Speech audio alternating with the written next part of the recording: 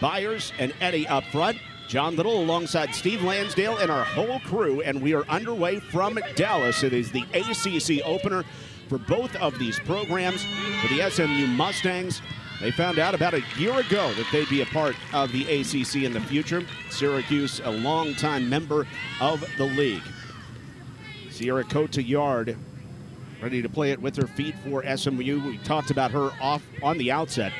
Really good playing the ball out of the back with her feet, but she's going to get pressured early. And this one ricochets right off of Ungashik.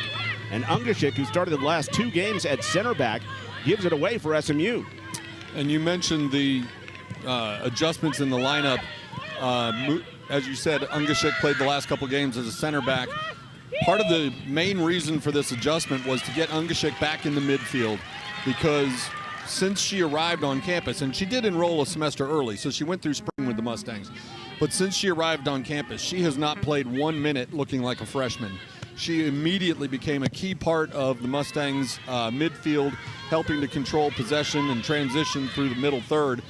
And Nicole Nelson and her staff wanted to get number 15 back in the middle where she can have the largest impact on this team. Played all 90 each of the last two games at that center back spot.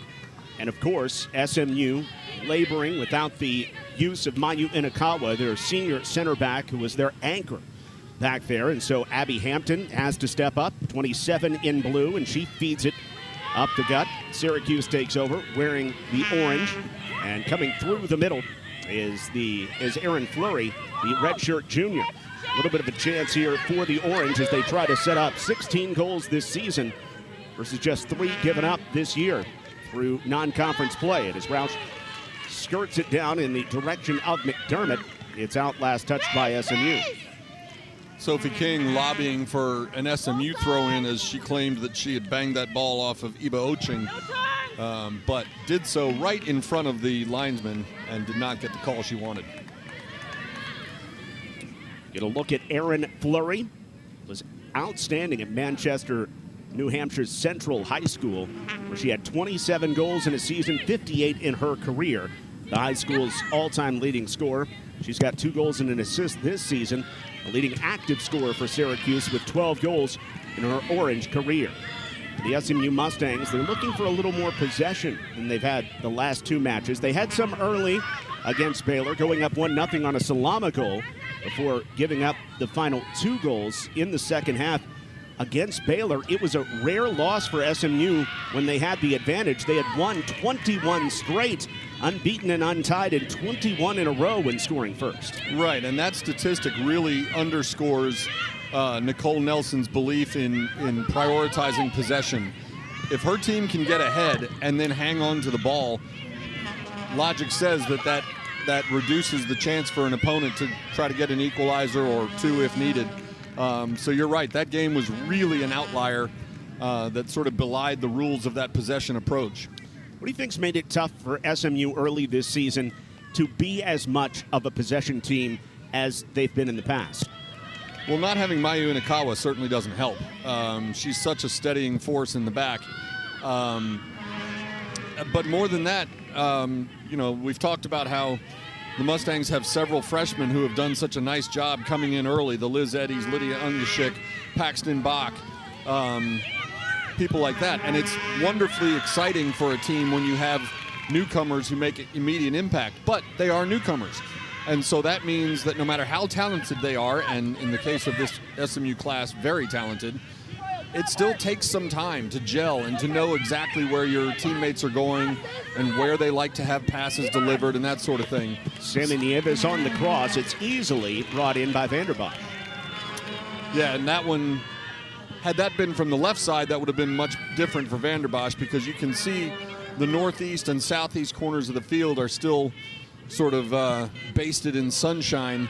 But for that one, Vanderbosch had her back to the sun, and that the sun was in Nieves' eyes. It's 84. It feels like 86. And this game, of course, starting at 7 o'clock Central Time. And that sun will rapidly be escaping off to the west. Meanwhile, not much wind on this day, which has been a rarity for Dallas this late summer / early fall. as this one's a giveaway by Nieves and a chance for McDermott to feed it inside. McDermott trying to get it back on the 1-2. She's in the area, skims it low, and on a possible deflection by SMU. There will be a corner kick. No, instead they're going to give a goal kick. My apologies. I thought there might have been a deflection there by an SMU player coming through, but McDermott did not get all of that with her left foot. She didn't, and this ball rolls right across the mouth of the goal in front of Sierra Cotillard, and then Haley Hartman was backtracking to try to get to it, and then she hit the brakes, seeing that the ball was going to go out of bounds or go over the end line, plus the fact that there was not an orange jersey within striking distance. Another giveaway by SMU, one more chance for Syracuse. And this time it will be a corner kick, and there is a player down for the Orange after Anna Rupert wins that one off of Hartman on the end line. And back behind the play, Ashley Rauch, the redshirt junior captain for Syracuse, making her 44th career start, is back up to her feet. Nikki Thrasher-Adams and the Orange obviously hoping that Rauch is okay. She gets up a little bit gingerly and looked like she was sort of trying to stretch something out. But to your point, obviously, captain, very, very talented player. And the Orange needs number 4 at full health. An early set piece. And cutting in is Fleury. Fleury into the box. Fleury trying to feed one in front. Hampton is there. Couldn't get the full clearance. Salama does, however, all the way out to midfield. Punched right back in. Possible 1v2 opportunity in the corner. Syracuse remains on possession. Another serve into the 6. The header is off to the left, and Rupert got a deflection on it, and McDermott couldn't reach it before Cotillard did. Nice job by Cotillard to snatch the ball and pull it back toward her body. Had she left her hands extended, it would have been very easy to bring the ball down, and when it hits the ground, knock free, and then the closest field player was wearing orange, not blue. So nice control by Cotillard. For Syracuse, coming off of a 2-14-2 season, and in conference play 0-9-1, as Eliana Salama cuts in for SMU, finds some space in the middle, tries to slot it inside to Nieves. Eddie trying to back it up, but it is cleared away by Syracuse, and McDermott feeds it up the field. For Syracuse, so they've started 6-1-1 in non-conference play. What gives Nikki Thrasher-Adams the confidence that this season might be different when it comes to league play? Well, part of what gives her confidence is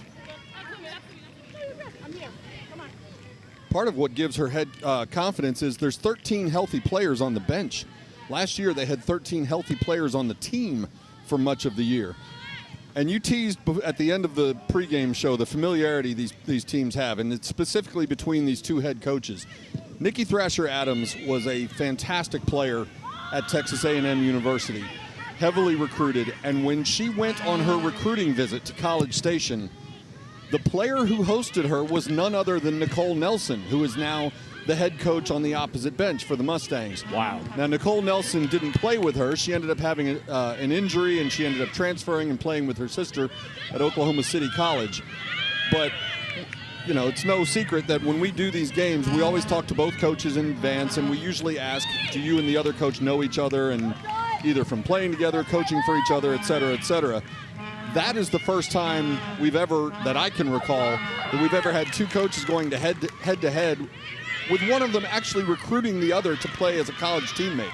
No, they go way back. And Nikki Thrasher-Adams, who was a longtime head coach at Rice for 9 years, just was in the state of Texas up until that time as a head coach at Rice, played high school at El Paso, and like you said, A&M in college. To the back post, the header is just wide. Great serve by Ava Uribe, who is looking for her 5th assist of the season, and the Orange just miss on this back post serve. You're right. Nice job cutting back against the grain to get away from Sophie King, and the serve was beautiful.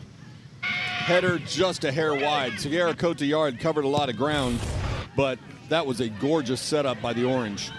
Ashley Rauch already with 3 goals this season, and as SMU cannot hold possession, the Orange, Eva Oching, will have the throw in.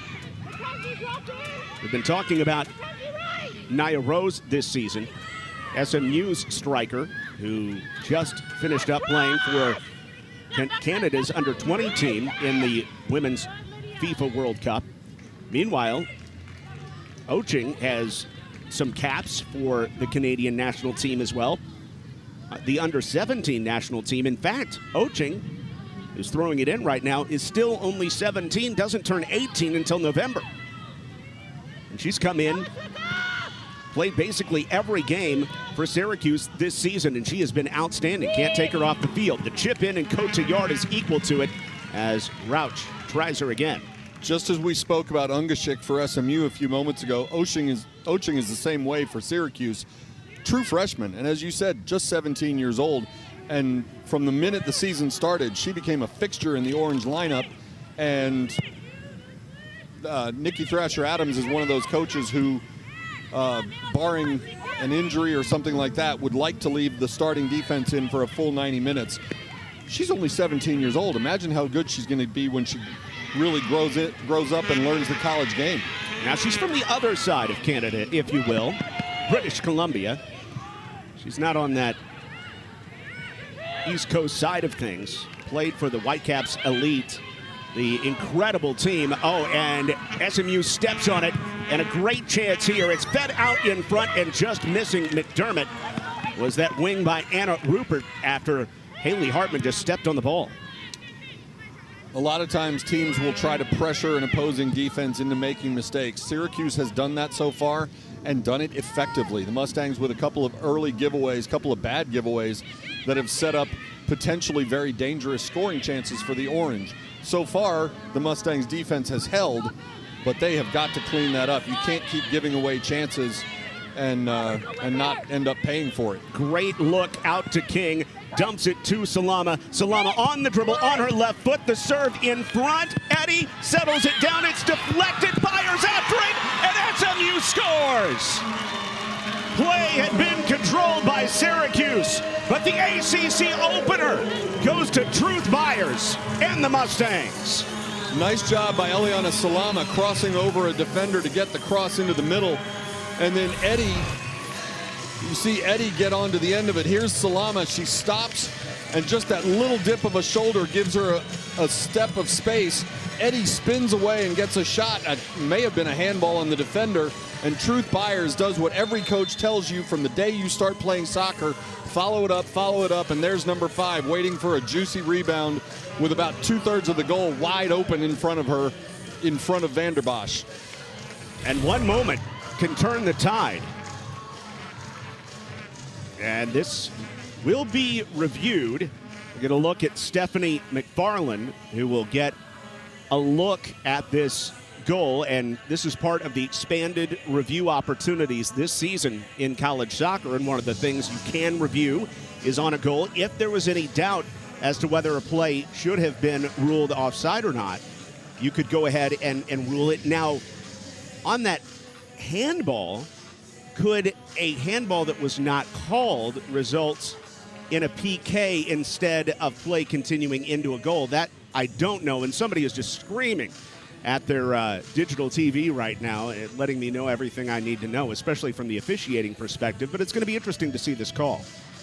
It is, and you know, the expanded replay is one of those things where if you're a coach and the call goes against you, well, then you hate it. If the call goes for you, well, then you're thrilled to have it. But from the fan standpoint and the media standpoint, you want to see it called correctly. And so although it may interrupt the flow of the game just a bit if they have a lot of reviews, you know, it's good to get it called correctly. Here you see the shot definitely catches the inside of the arm there. And that's why Vanderbosch was caught out of place. She dove to try to get that save, and her own defender's arm hit it behind her. Therefore effectively taking Vanderbosch right out of the play. And after the review, the goal call stands as called on the field. And I didn't see anything to overturn it there either. And so SMU goes in front. Like we were saying, SMU was suffering through giveaways early in this match. Certainly were not controlling play. but a single moment swings the Mustangs in front.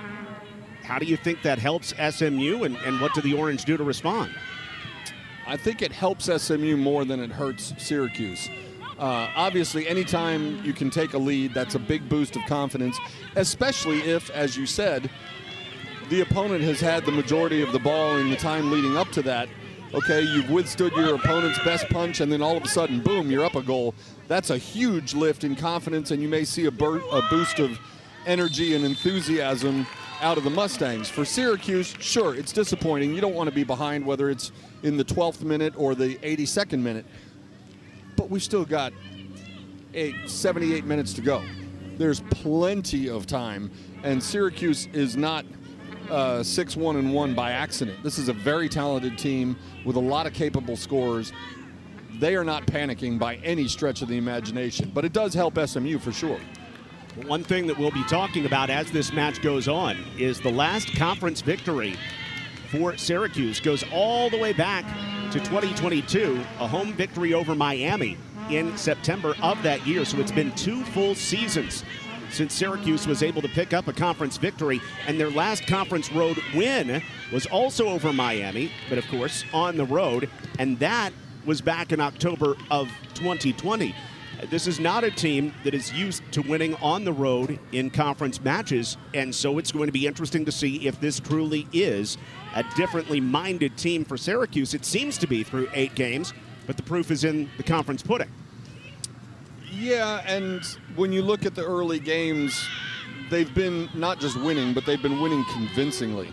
And it goes without saying that a team that has its full assortment of players is far more capable than a team that's running out a skeleton lineup and just trying to get through 90 minutes in one piece. I know you can't erase the record book. Last year's record is what it is, but I think that's almost a wash. I don't think any of these players or coaches should be upset about the record last year simply because they weren't fielding a full team or anything close to it. Well, agreed. It's the 8th game of the season for SMU, the 9th game for Syracuse.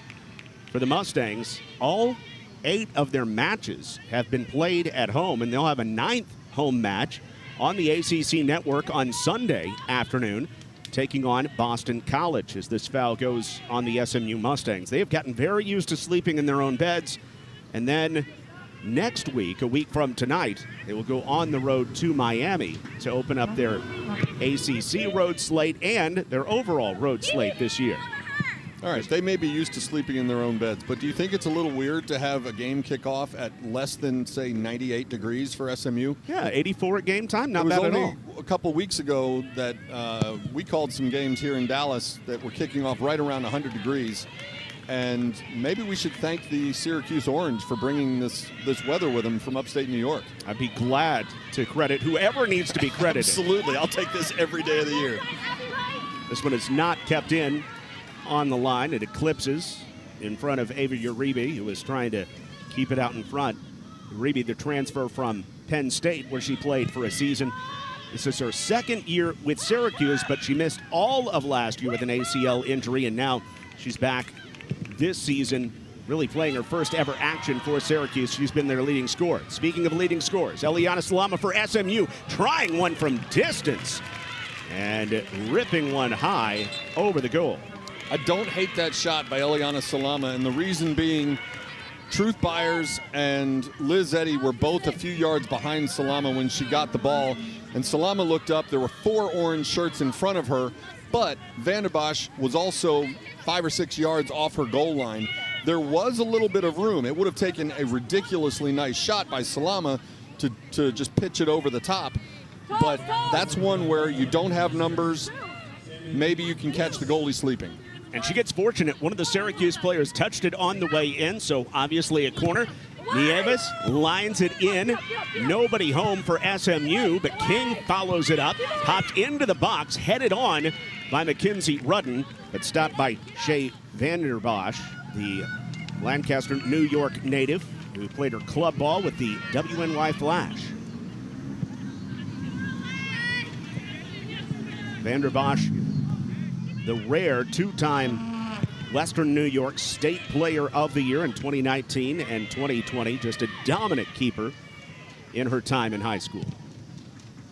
And we talked a moment ago about how the first goal of the game was going to affect each of these teams. It's also worth considering how it's going to affect the goalkeeper, Vanderbosch. But look, that's only the fourth goal Syracuse has given up in 8+ games. To suggest that she might be, damage her confidence at all, I think is ridiculous. She's an elite goalkeeper, very confident for a reason. So she knows there's 70 minutes to go. She'll be just fine as well. Part of the reason she's so confident is this team has been so organized in front of her this season. And while they've given up some shots, about even with the competition this season, as far as the amount of shots that they've put toward the net, Syracuse has been mainly giving up blasts from distance, kind of like the Eliana Salama one we just saw, not from golden opportunity areas, as Nikki Thrasher-Adams called it, from inside the 18, typically.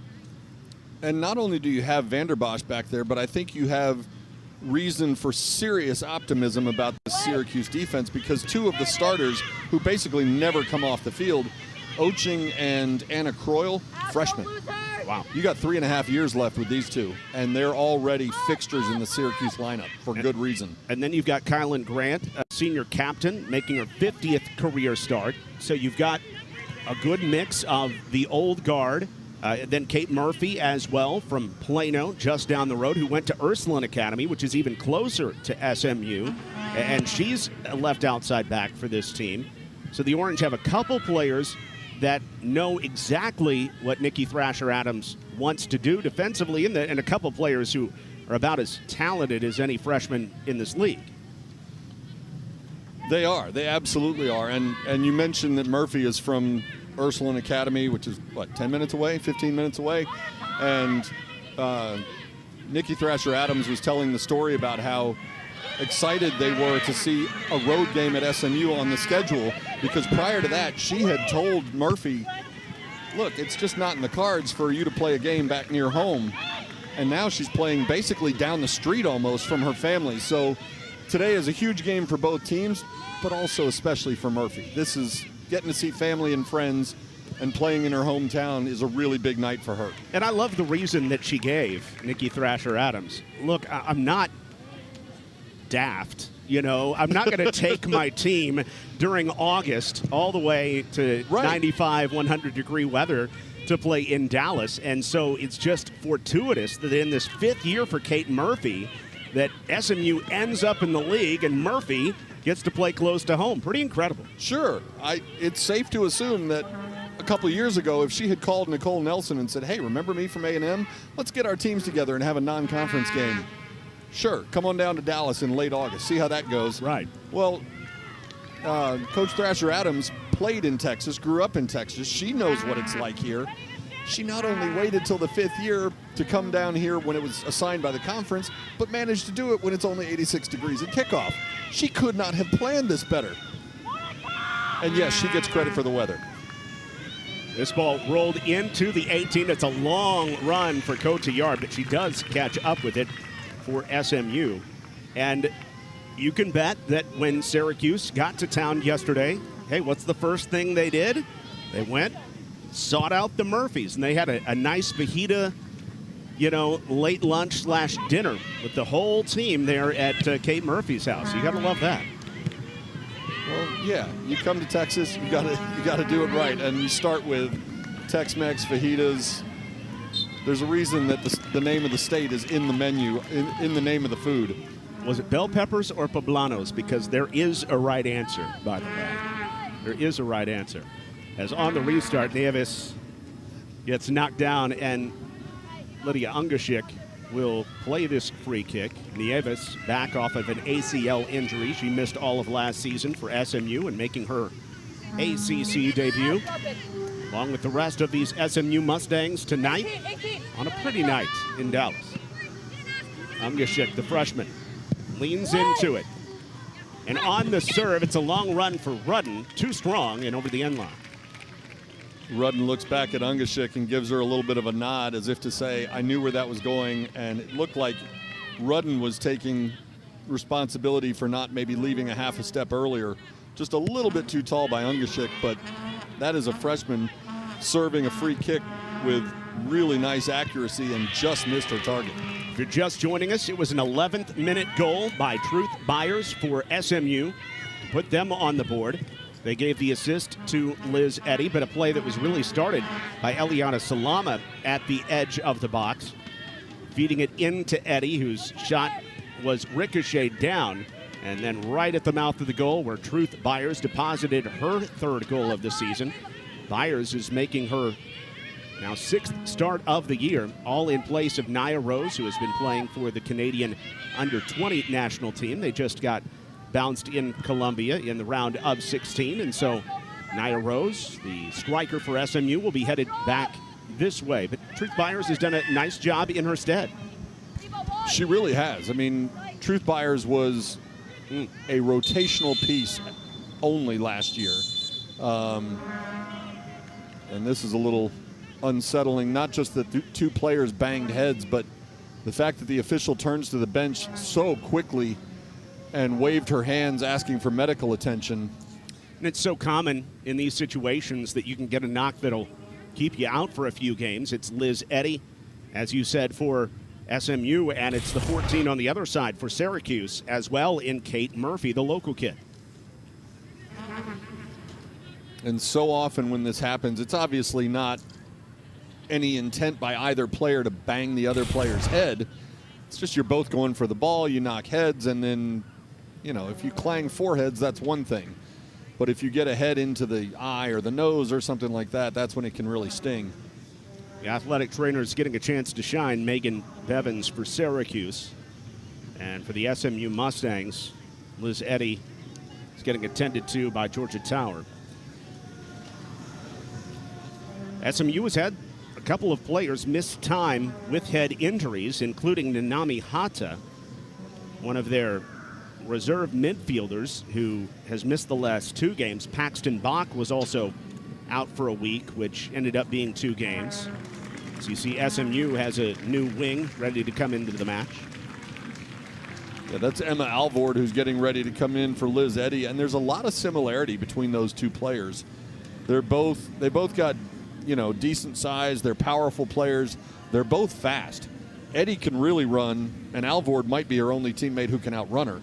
So if you're on the left side of this Syracuse defense and you were getting tired chasing number 14, wait till you see number 24. There's not a significant drop-off there, to say the least.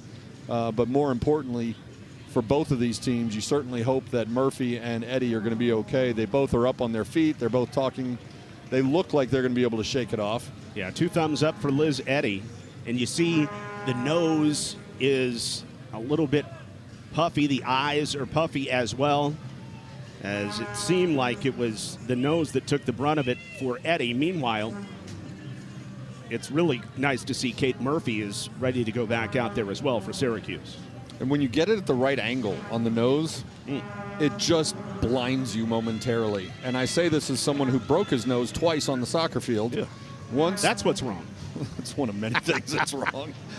Once was a soccer ball right in the grill, and the other one was exactly what we just saw.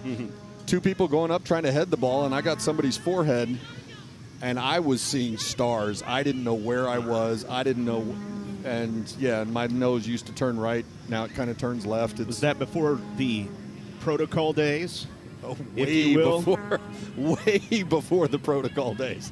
Yes, the idea that I may or may not have had a concussion never crossed anybody's radar. Well, here's the restart. 10 on 10 for a moment, and now the players allowed to re-enter as Eliana Salama, with a slightly more open field, tries to shift it inside to Ungashik. Rudden back on it. Finds Ungashik, and SMU keeps possession. There's Maura Ewell going out wide. Chopped in toward the 18 by Byers. King runs onto it. It's well wide on a deflection. So tracking it down is Vanderbosch to make sure it's not a corner kick for SMU. Yeah, I was wondering if that got deflected, and I think you're right that it was, because Vanderbosch scooted over to her left very quickly to grab that. And I think had it not grazed the leg of one of her defenders, she might have just let it go out of bounds and start over with a goal kick. SMU really struggling with giveaways early in this match. They've settled down a bit, now out shooting Syracuse officially 4-0. Although that does not tell the whole story. The Orange have had some opportunities in the attacking third. There's a long run into the corner. What wheels there by Kate Murphy, and she cannot keep it off the line. My goodness. No kidding. Or rather than Murphy, 14, it was 13, Anna Rupert, excuse me, but my goodness. We were just talking about the speed of Liz Eddy and Emma Alvord on the other side, but Rupert was flying and covered, 40, 50 yards, blowing past a couple of defenders and almost kept the ball in bounds for the Orange. Unbelievable speed and hustle by Rupert. Rupert making her third straight start, had a goal this season against Mercyhurst. As the pressure comes in for Syracuse, you saw Syracuse making their first substitution, lifting Ava Uribe, their leading scorer, and getting Moo Galbis into the match, player they're really excited about in her first year with the squad after playing last year with North Carolina. Here's Salama. There's a 4-on-3. Out to Truth Byers. Byers on the left foot, slides it down. Nieves onto the right foot, deflected, a half clearance, but Byers backs it up and SMU stays in possession. Eliana Salama, ball out in front of her, and it's able to be possessed by Syracuse after some nervous moments. SMU had numbers. You know, that's really the first sort of swarm that SMU has thrown at the Orange tonight, where they seemingly came at them in waves. And the note you gave a moment ago about SMU officially outshooting Syracuse 4-0 was a little surprising, because you're right, a good portion of the first half has been played in front of the SMU goal. But to your point from a minute ago when you said SMU seems like it's settled down a little bit, I think you're right. Liz Eddy did not get all of that one. SMU head coach Nicole Nelson says she's just got a bomb, especially with that right foot. This one just dribbles in. An easy play for Vanderbosch. She does. Liz Eddy has a very, very strong shot. She's scored a couple of goals from significant distance already this year, and it's one thing to be, you know, a little trigger happy and trying to impress your new team as a freshman and just send a shot from distance, but she's able to send them on frame with some accuracy, aiming toward corners. She's gonna score from out there more than once. Croyle again, or rather for Syracuse. Yeah, Croyle just pounding that one into space, giving her defense a chance to set up on the back end. It's a defense that Syracuse does not like to sub for. They like to play all four across the back, all 90 if they possibly can. As Cotillard gives it away, and here comes Rupert right up the middle.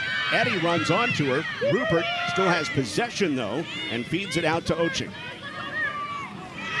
And right outside the 18, a little shove is not going to be called either way, just a play on as Liz Eddy is able to come up with that ball.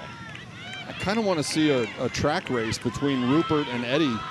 We saw a moment ago how Rupert just sailed about 40 or 50 yards through the SMU defense, showing off her wheels. And on this one, Eddy was able to catch up to her from behind, but I don't know that that means Eddy's faster. It's just that Rupert was still trying to settle the ball and keep control for the Orange. But those are two players who can really, really cover some ground. Wasn't too much of a disagreement from Rauch on the play, who was the one that was shouldered down. 18 minutes left in the first half. The Orange have possession back, looking for the equalizer. Here's Fleury. Onto her left foot is Rauch. Has her shot blocked by Rudden, but McDermott is on it. McDermott looking for a player in the box, but King is there to pounce on it and send it to Eddy. Will start some possession for SMU, at least for a moment.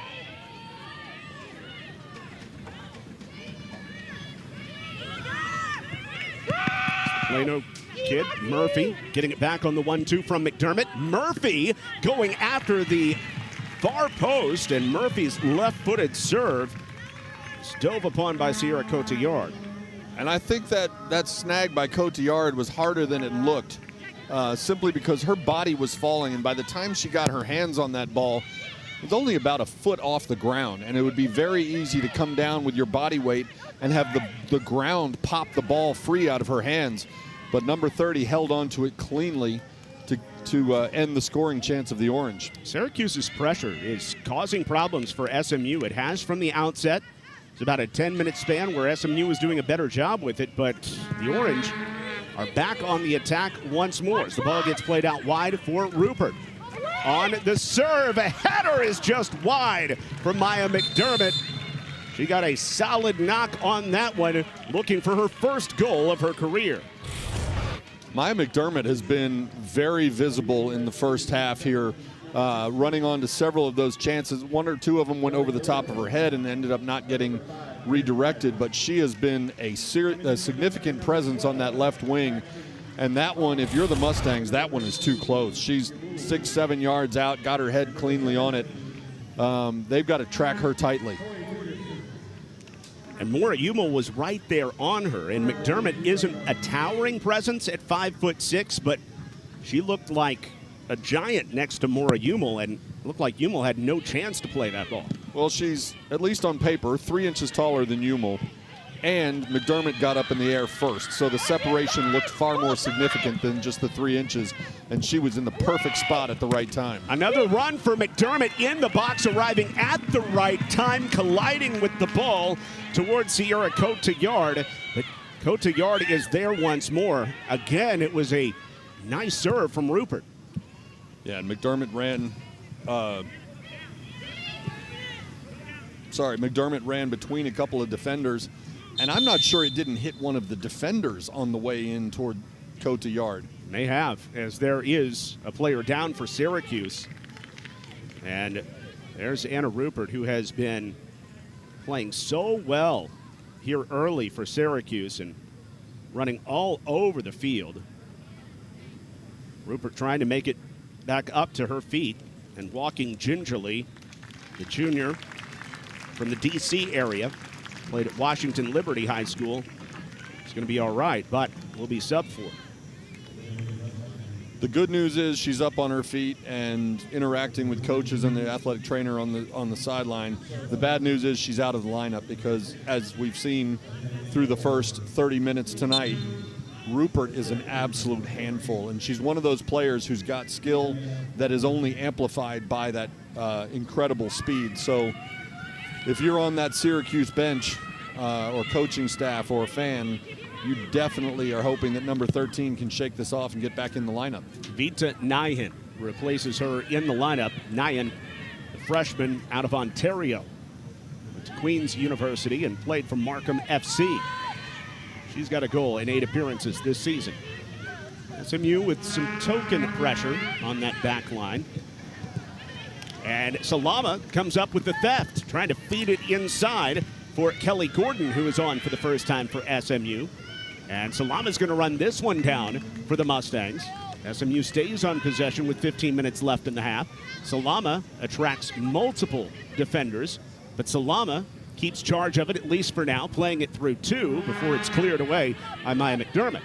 Kelly Gordon has been an interesting addition to the SMU offense because, you know, it's easy for us to sit here and talk about a player like Rupert or Liz Eddy or somebody who's got these just crazy wheels and can run past defenders. And Kelly Gordon can run, but she has this knack for timing her runs that allows her to find spaces in the opposing defenses.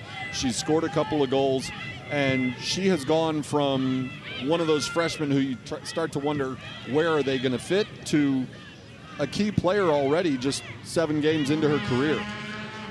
SMU making several substitutions, including bringing the freshman Gordon on, who, as you mentioned, has scored twice this season. And also coming into the match at an attacking mid-spot is Lou Brousseau. Additionally, SMU bringing in Tori Peterson. Here's a good play by SMU's Haley Hartman to overtake the ball, and she feeds it back to freshman Paxton Bach, playing that route outside back spot, spelling Maura Umel. Here's Salama on the end line, trying to hold it. Can't do it. It's a goal kick. As Nicole Nelson is going through her probably the full length of her expected depth in this match as she finally brings Emma Alvord on for the first time to spell Eliana Salama on, as we said, a more comfortable night. But even on a night like this, it's a little bit muggy. It can be tricky as to how difficult it might be to play in an evening like this. We mentioned Alvord a few moments ago when Murphy and Eddie banged their heads together and it looked like Eddie might be coming out of the lineup. Alvord going in now for Salama really changes the way the Mustangs can attack, because Eliana Salama is one of those crafty players who can run onto a ball and sometimes seemingly dribble her way through a keyhole. And she's got wheels, but Emma Alvord is a track star, and you can send the ball to the corner and just tell her to go get it, and she can go get it. So the Mustangs can take a more direct approach over on that right side with number 24 running down the wing. Bach looking for Eddie. It gets knocked back to Ungashik. Her drive right into the breadbasket for Vanderbosch. Nice shot by Ungashik, in part because she basically hit a knuckleball at Vanderbosch there. There was almost no spin on it. And when it comes in like that, we've all seen slow-mo video of someone throwing a baseball as a knuckleball. It kind of dances, and it's a little bit unpredictable. It's the fourth shot on goal for SMU. One has found the back of the net. That was a rebound by Truth Byers in the 11th minute. Now Syracuse looking for the late first half equalizer. Maya McDermott has been great to the edge of the 18. Bach trying to send her away. Now backing up the play. The Orange able to keep it for a moment before Lou Brousseau runs onto it for SMU. Lou Brousseau is naturally an offensive midfielder, an attacking midfielder, but because of some of the injuries that we've talked about the Mustangs have dealt with, she has had to show that she can also handle some defensive responsibility, and she did so right there to start this break. Here's Emma Alvord in the open field, and it looked like with a better through ball to Liz Eddy, that might have been a 1v1 for Eddy. Alvord may have hit it just slightly, but a great chance for the Mustangs. She did, and she knows it too. She sent the ball through. Eddy wasn't quite able to get there as Vanderbosch reached out and scooped it up for the Orange, and Alvord looked over at Eddy with a little bit of a nod as if to say, I'll give you a better one next time. Little crossover for Erin Fleury. Fleury tries to feed it inside. Hampton is there, but it is backed up. And the play out to the corner for the Orange. And it's not able to be held by the freshman Nyan, who has a twin sister on the roster. Leda, one of 4 Canadians on this Syracuse lineup. SMU has their share of Canadians as well. Ashley Roush has gone the whole way in the first half, and she'll get a rest. Under 10 to play in the opening half. The first ever ACC contest on the women's side here in Dallas. And a couple teams that are unproven this season, at least according to the coaches' poll preseason, picked in the bottom few of this league, trying to stake their claim to a season opening win in conference play. Sierra Cote-Tillard punches it out near midfield in the direction of Eddy, but it is backed up by Syracuse.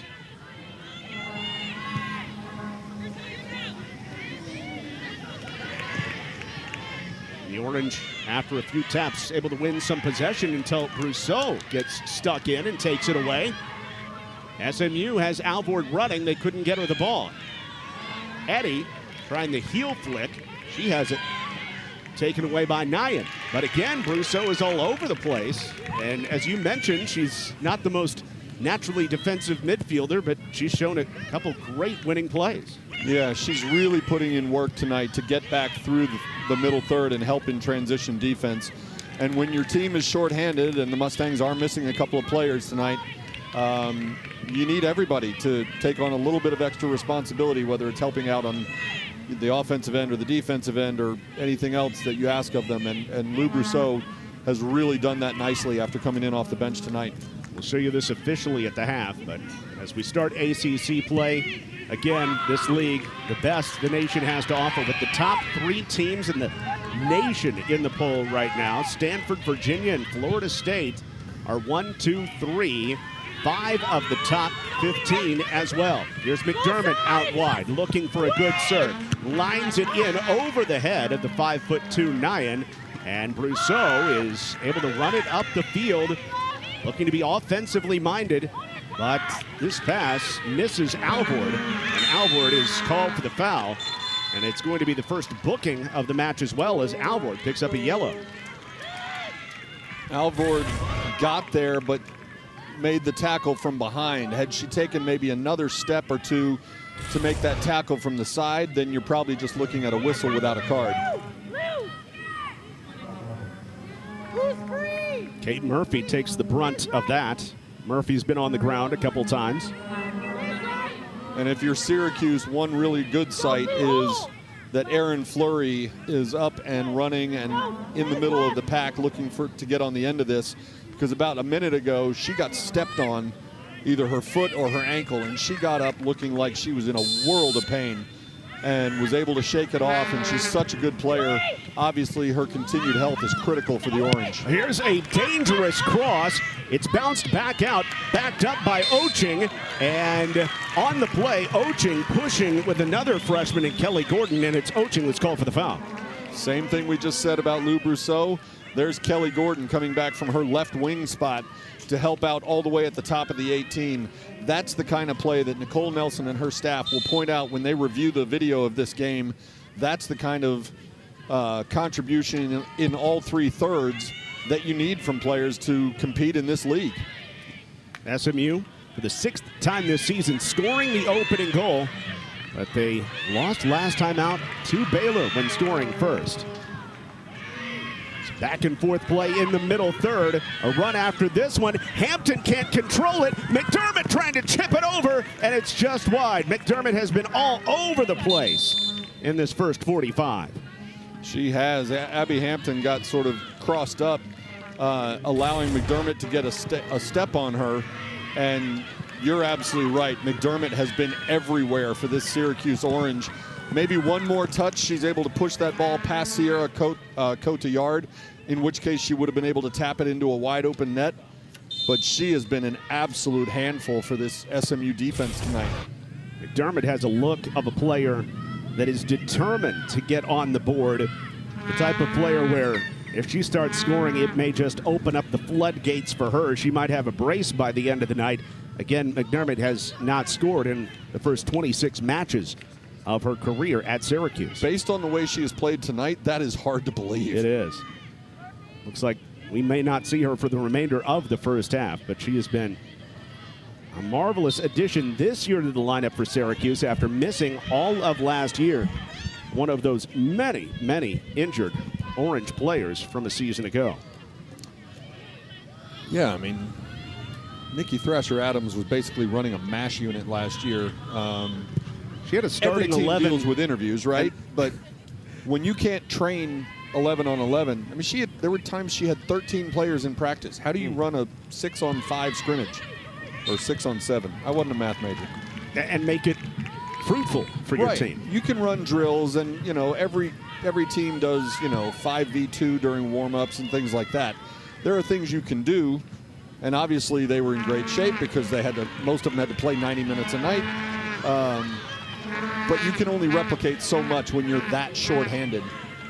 It rained and poured for Syracuse last year. This year, the Orange, 6 wins in their first 8 matches, plus a tie as well. SMU able to get possession back and trying to start something. Ball up to Gordon. Gordon able to win this one. Checking her left shoulder, feeds it back in the direction of Eddy. Eddy, the left-footed cross over the top of Alvord. And it chased down to the far sideline, where it will be a corner kick for the SMU Mustangs. Kelly Gordon has a choice here. She runs through a defender there, and now she's got Liz Eddy on her left and Emma Alvord on her right. She could have picked either one. She went to Eddy, and to your point, serve a little too tall for Alvord. But nice play by the Mustangs, getting that fast break, and nice composure by Kelly Gordon as she looked up and picked her choice of a target to receive that pass. And on the replay, I think she made the right call. The pass was just a little too far out in front. Threw off the timing. Brousseau with the set piece for SMU to the top of the 6. It gets down. Nobody touched it. And racing to back it up, Ungashik for SMU. And instead, it's going to be a throw-in after the Orange reach it and send it into touch thanks to Croyle. Ungashik not able to track that down, but her presence and her pressure in that northwest corner of the field forced that turnover, allowing this throw in for SMU. Sophie King's gone the whole way in the first half. Gordon doubled in the corner, nipped away from her. And a half clearance for Syracuse, backed up by Hartman with 3 minutes left to play in the first half. The serve in by King, a solid header, but Eddie backs it up for SMU. Watch out. However, the Orange able to clear it away as Kate Murphy just kicks it into space. Eddie, I think, is deceptively fast. She doesn't look like she's running that hard, but she covers a lot of ground in a hurry. And if you're not careful on the back end, there will be balls that she can pounce on either for a shot or to set up a teammate, and that was one of them right there. She's also gone the whole way in the first half, a player SMU has not been able to take off the pitch so far. In the first ACC matchup ever for the SMU Mustangs. This team very much a factor last year in the regular season in the American. Made it all the way to the American Championship match where they lost to Memphis. Here's a run by Erin Fleury. She's putting the pressure on. Turns with some space, drives it low. Easy play for Cotillard. Drives it low, but didn't really get all of it. But to me, yeah, the impressive part of that was she runs past a couple defenders and then just hits the brakes and absorbs a bit of a shoulder charge, but was able to keep her balance while she was turning to then spin around and get that shot away. Nice run by Fleury. Alvord has some room. Alvord crossing up to the middle and now back to the right with space. Alvord, far post, just misses. Looking for her opener this season. And I don't know if Vander Bosch would have been able to reach it had it been inside that left post. That shot changes things for Alvord because everybody knows she can run. Everybody knows she can fly to the back post. But even though the ball didn't go in, the fact that she was willing and able to pull the trigger on a shot like that from that distance and didn't miss by much will impact the way teams will defend her. Syracuse, after starting this season so well, and back-to-back shutout victories the last couple times out, Binghamton and also against St. Bonaventure, giving up their first goal in a few weeks. An opener by Truth Byers on a big juicy rebound. It's given SMU a 1-0 lead as we head toward the break. Under a minute to play in the opening half. Shots in favor of SMU, 8-6. Each team has 3 shots on frame. Erin Fleury comes out with it. Fleury leans in toward the box. Fleury trying to make a move and trying to split defenders. Her aggressive run goes over the end line for a goal kick here at the end of the half. Nice job with a little final push. Trying to get a shot away before the intermission, because what a lift that would be for the Orange if they could get the equalizer right before halftime. And in their first ever ACC matchup, the SMU Mustangs get a score in the 11th minute from the sophomore, Truth Byers, and hold the Orange off the board in turn and lead 1-0 at the break over Syracuse. I think both teams have to be fairly pleased. Obviously, Syracuse would like to not be trailing by a goal, but both teams played the right way. Both teams probably want to clean some things up on the back end as each team had offensive chances. But this sets up for a really nice second half. The SMU Mustangs excited about being in the ACC. Syracuse excited about a brand new season in league action. Byers got the opener. Cotillard has been able to keep that clean sheet, keeping Nikki Thrasher-Adams' team off the board. Halftime next. Okay, Nature Boy, what's that bird then?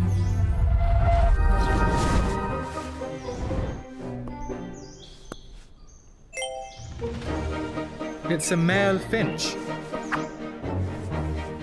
They give seeds to females in a bonding ritual. Wow.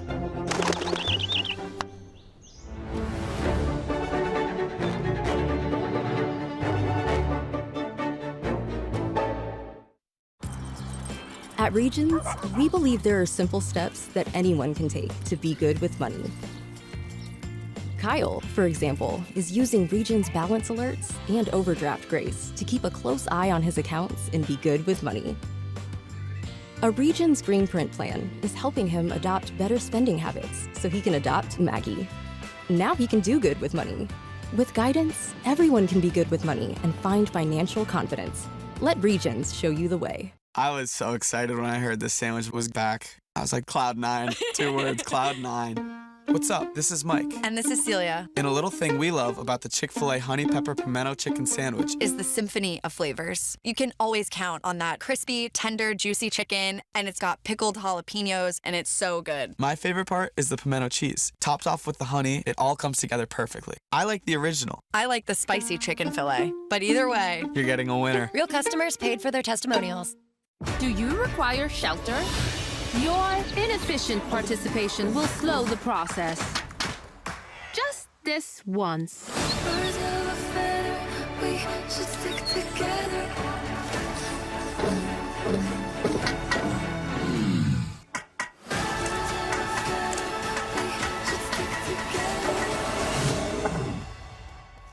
Home?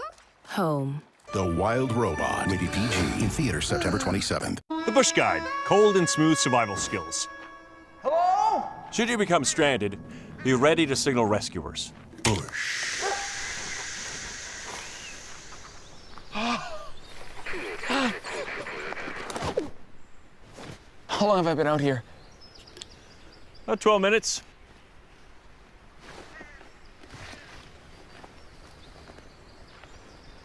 Head for the mountains.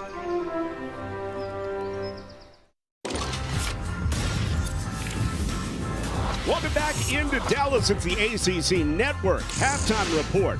Women's action here on the pitch in Dallas. John Little back with Steve Lansdale and across the ACC. Let's see if any of these stick out to you. All right, Virginia up on Miami. Yeah, number 2 team in the nation. Boston College up on Notre Dame in the second half. That'd be a good win for Boston College. North Carolina up on Wake Forest. Oh, that one's gone final. Whoa! Duke putting up the touchdown and the extra point out of conference.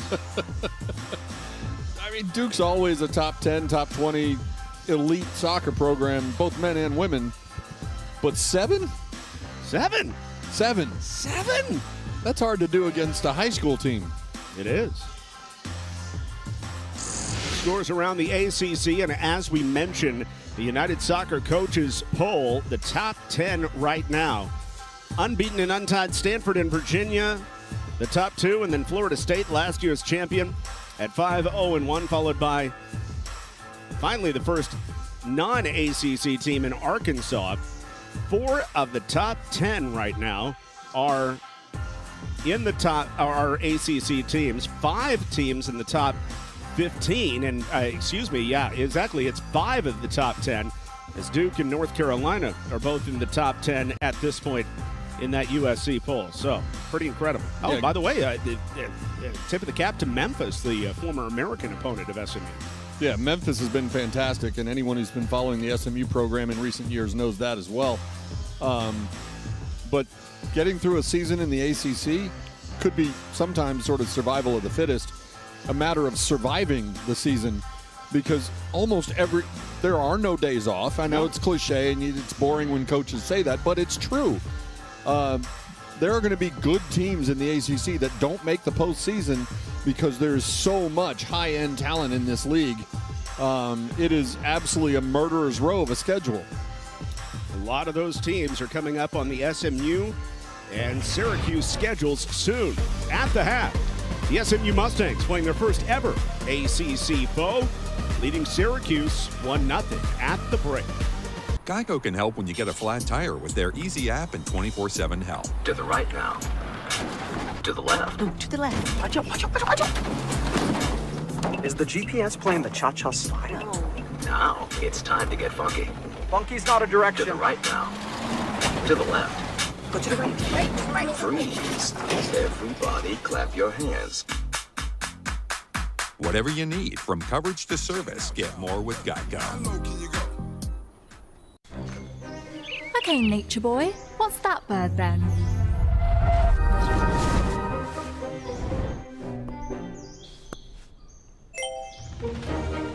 It's a male finch.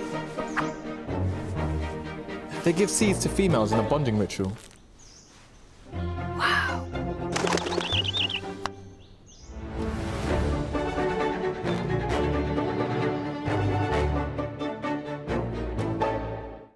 I was so excited when I heard this sandwich was back. I was like, cloud nine. 2 words, cloud nine.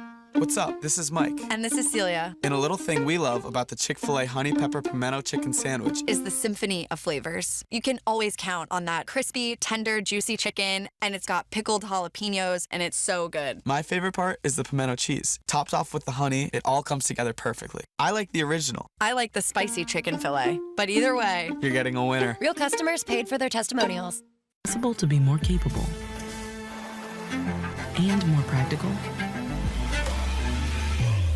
Be able to perform here and here.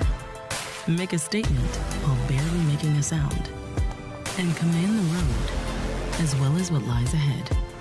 How we get there matters. Get exceptional offers at your local Audi dealer. Captain, ever since you discovered Zesty Hidden Valley Ranch, you never stay in character anymore. You know we're not actually pirates, right? Of course we be pirates. Look at me hook. Hidden Valley Ranch. Only serious about flavor.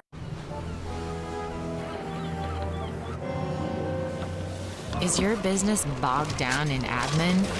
This work ain't fit for a pirate. The smart buying tools on Amazon Business help you work more efficiently, so you can focus on what you do best.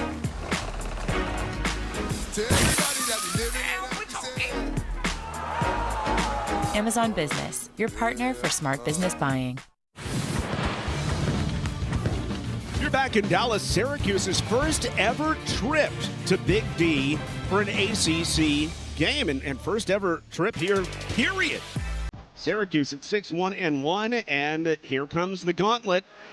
Not only SMU today, but then you have that tough back-to-back because you got to travel to Virginia Tech, and then next week, how about that? A couple top 10 teams in Florida State and North Carolina on the schedule. Well, that'll be fun, won't it? But every team in the league has to go through that. Even the Florida States and the Stanfords and the Virginias have to go through it because they got to see each other too. Meanwhile, for the SMU Mustangs, it's their first time to go through this gauntlet. Of course, with 17 teams in the league, you can't play everybody, but Boston College at home on the ACC network on Sunday afternoon, then to Miami a week from tonight, following that up with 3 top 10 teams. In fact, 3 teams in the top 8 after that. Did we mention there's a lot of talent in this league? Yes, we did, and I don't think we can do it justice. It's like that on the women's side. It's like that on the men's side. Just head shaking how difficult this league is to come out with a result on a night-in, night-out basis. And the SMU Mustangs, well, as John Bon Jovi would say, they're halfway there, up 1-0 on Syracuse at the break. On the way, we'll take a look at the first half highlights and stats coming up. You're watching the ACC on the ACC Network.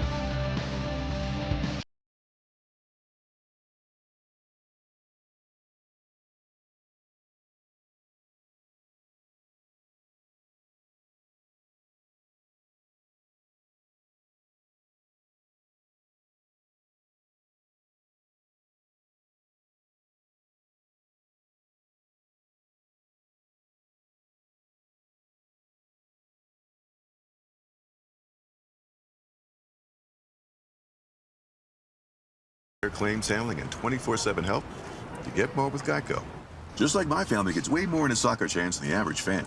Ole, ole, ole, ole, ole, ole, ole, ole.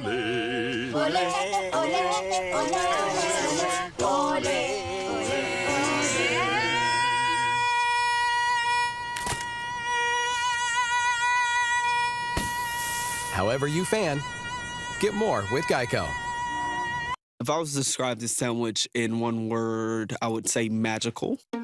Hi, this is Jamor, and the little thing that I love about the Chick-fil-A honey pepper pimento chicken sandwich is that extra oomph. I go back and forth from the spicy filet to the original filet.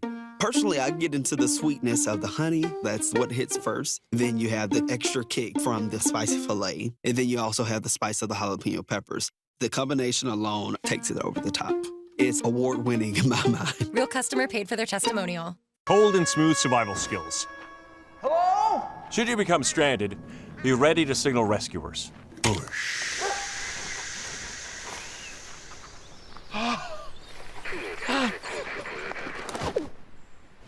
How long have I been out here? About 12 minutes.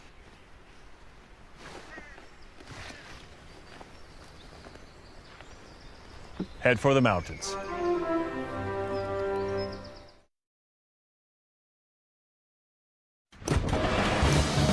Welcome back to Dallas on the ACC Network. First half highlights. SMU was getting outplayed early, but in the 11th minute, they struck. They did, and it's a beautiful crossover by Eliana Salama. Nice spin by Liz Eddy, whose shot was knocked down by a defender's arm. And Truth Byers did what every coach tells you to do. Follow up your teammates' shots. She was in the right place, right time, and buries a rebound to put the Mustangs up a goal. Mustang fans happy that after that, a lot of chances for the Orange, especially Maya McDermott. Maya McDermott has been everywhere, and I think we might agree that she's been possibly the most dangerous offensive player for either team tonight. She's credited with 3 shots. It feels like it should be double that number at least. She has run past defenders. She's run through defenders. She's pulled shots from distance. She got a header that just went over the bar. She has been fantastic. Dermott getting one more chance here. One of 6 shots in the first half for Syracuse toward the SMU goal. What stands out when it comes to the first half stats, Steve? You know, they're as even as you would expect for a game that's only separated by a single goal. To me, I think the message at halftime was probably similar for both teams, which is a request to tighten things up on the back end. Both teams have had giveaways on the defensive end, thanks in part to pressure applied by the opposing offenses. And if you give up enough, if you make enough mistakes and give away the ball enough in the offensive end to teams with as much offensive talent as the Syracuse Orange and the SMU Mustangs have, eventually it's going to bite you. So my guess is that Nikki Thrasher-Adams and Nicole Nelson both implored their teams to play a lot tighter and smarter and more carefully at the back end, making smarter passes and reducing giveaways. Eva Oching for Syracuse playing in her first ACC match, but she looks like she's an old vet out there, still at just 17 years old. Nikki Thrasher-Adams saying she's just unbelievable. It blows her away how calm, cool, and collected the freshman is on the ball. Yeah, every now and then when you're a coach, you get a hold of a freshman who just doesn't look like a freshman, even from the day they arrive. For Syracuse, I think that's Oching. For SMU, I think that's Ungashik. And both of these coaches will tell you that they've had seasons in which they don't have anyone who fits that description. But these are 2 of several very impressive freshmen on these 2 teams. 2 teams that I think are similar in a lot of ways, with some contributing freshmen, with some veterans that want to make their mark in this league for the first time. Some veteran keepers as well, who seem to be pretty good shot stoppers. Should be a great second half. SMU up 1-0.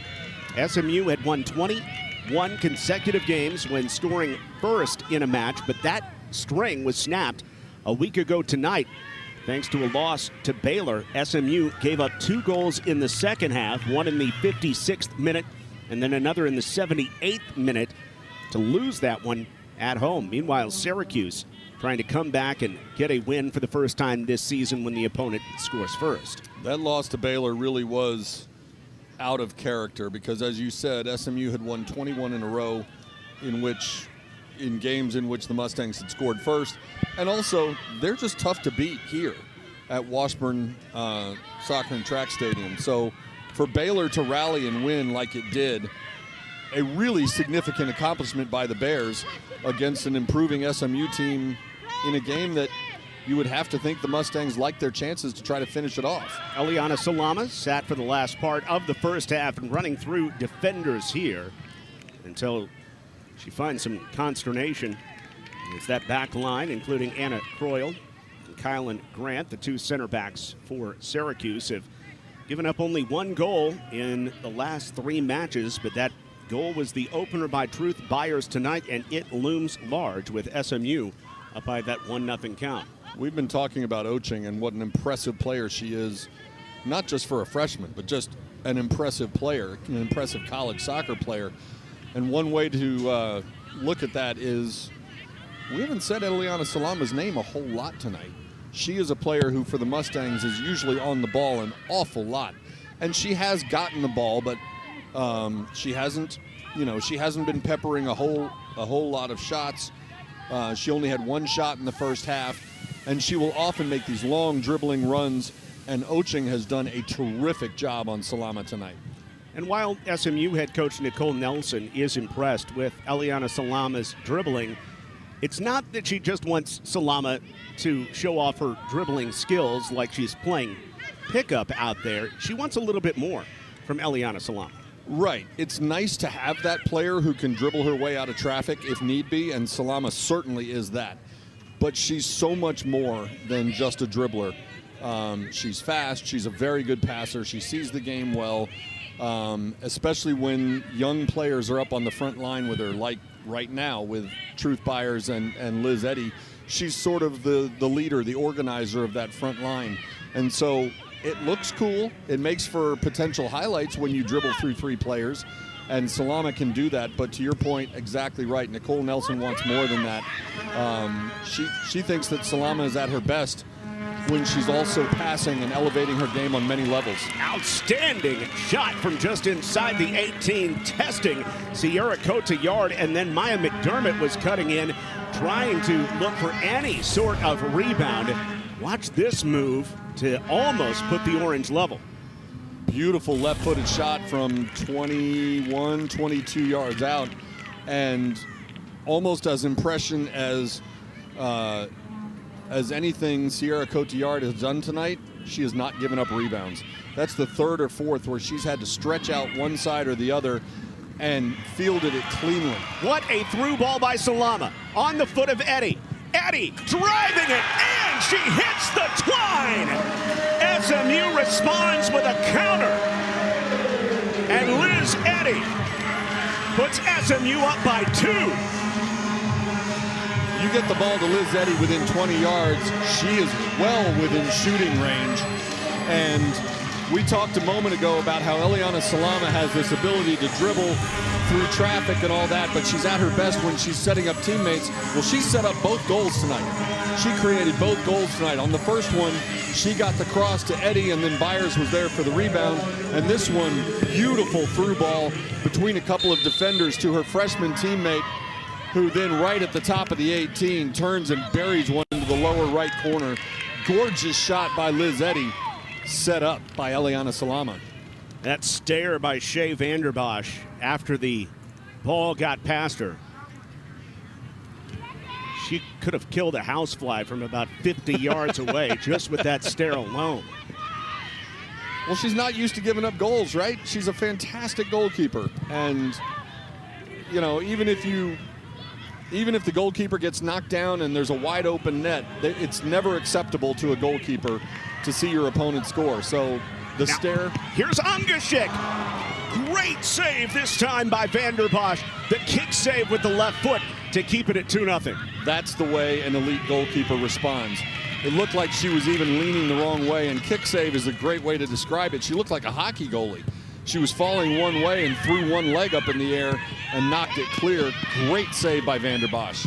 Ungashik, the freshman, was looking for her first goal, and SMU has found something here. Eddy quickly to the middle. Byers knocks it down, stays on the dribble, trying to play it through to Nieves. It gets knocked down, but SMU stays on possession. And here's Salama out wide to Nieves. SMU has Syracuse chasing as Nieves tries to cross up the defender. It's a throw-in for SMU. You're right. The Mustangs do sort of have the Orange back on their heels a little bit. And they seem to be pressing a little higher with their front line, and that seems to be obviously applying pressure, trying to force some errors, and it's caused some congestion and some disconnect in the back end for the Orange. Another throw-in coming up for SMU. Whereas this Orange team, for the most part in the first half, seemed to have play pretty well controlled in front of Shea Vanderbosch, except for that one chance that ended up in the goal. Not so in the first 6 minutes of the second half. SMU has come out on fire as Bach serves it in the direction of Rudden. It's backed up by Salama. And Salama is pushed off, and Salama eventually called for being the aggressor and pulling the rug from out from under Ashley Rauch. You see the replay here as Salama, that first touch just a little bit heavy, and the two players got their elbows hooked, and then you see Salama pulls her down. It's hard to talk your way out of that one. It's been a week since SMU played Baylor, and that allowed SMU, the Mustangs, a little time to actually train and reorganize some things at practice, and it looks like it. It looks like they're seeing the passing lanes a little bit differently. It looks like they know where chances are going to be. They look like a team that's had more practice after a few weeks of 2 games a week that just wear the players out. Eddie, who has the second half goal to make it 2-0. Eddie with that quick step tries to slot it toward Byers, but it's intercepted smartly by Croyle and cleared out to midfield. Talking to the coaches prior to this game, or a couple days ago, they were both very much looking forward to this game because they respect the fact that both teams play a possession style. They like to keep the ball on the ground, let the ball do the work, and as they say, play the game the right way. Because it's very frustrating if you're a possession team and you play a team that just wants to send long balls over the top and let your forwards run onto them. These two teams play a similar style, and that has led to a really nice matchup here tonight. Rupert thought she had forced it to go off of Bach, but nothing doing, and SMU will play out of the back. Syracuse had a good early chance in the second half. It was by this player right here, Uribe, who had an opportunity. Now Syracuse back in, and Maya McDermott trying to run onto it. Dermott now on the line, pops it towards Sierra Cotillard, who makes the play near post.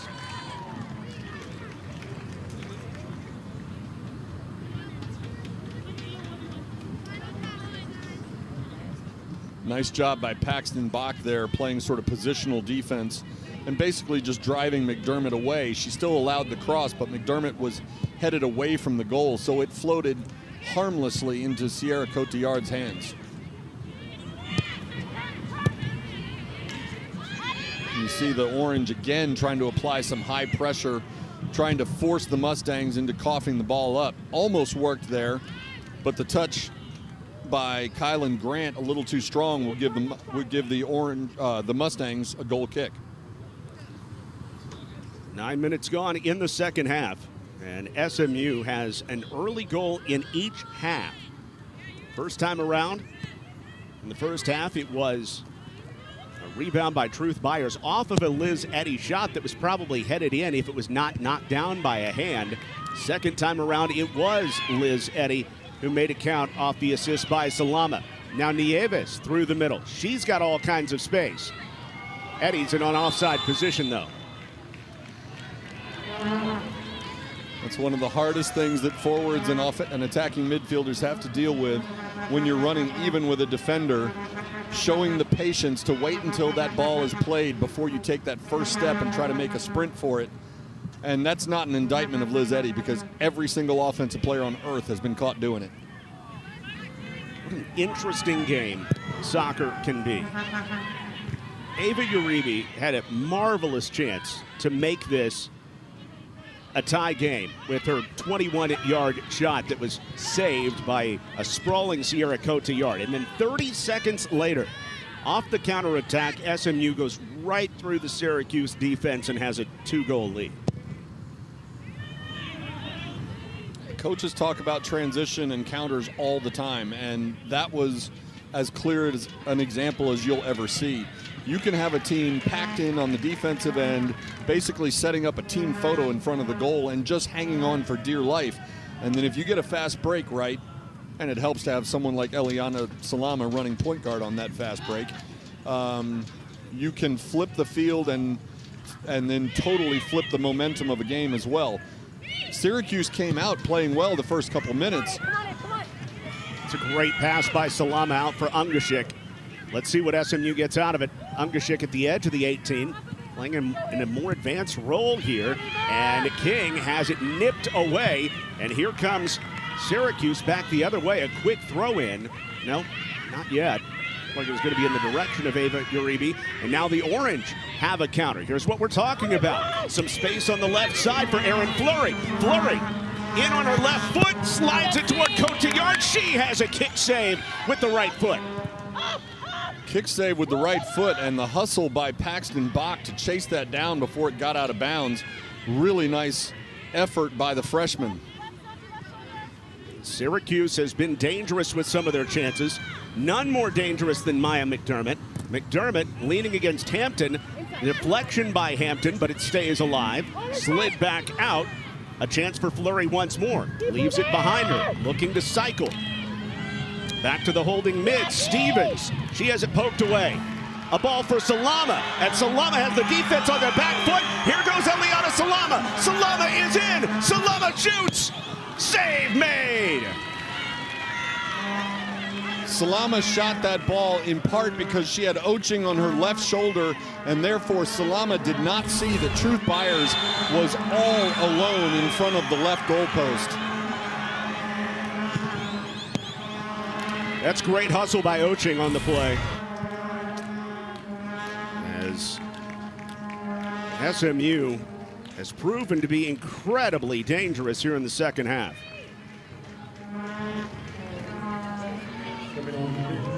I'm not quite sure exactly about this substitution, as Lydia Ungashik was down for just a minute, and the clock was stopped for a moment so she could leave the field.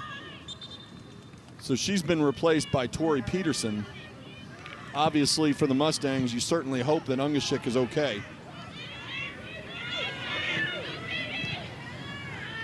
Ungashik not in there to kind of tie the team together as that holding midfielder who can really tie that defense with the offense. Here's McDermott again, throws it in front.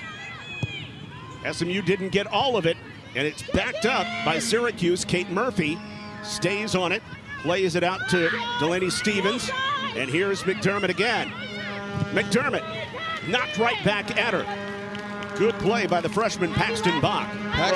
Paxton Bach did not start the first half, but she's been terrific in the second half, just sort of breathing down the neck of McDermott. Liz Eddy does a brilliant job to force McDermott into the touch area and just use McDermott's momentum against her, shouldering her off the play.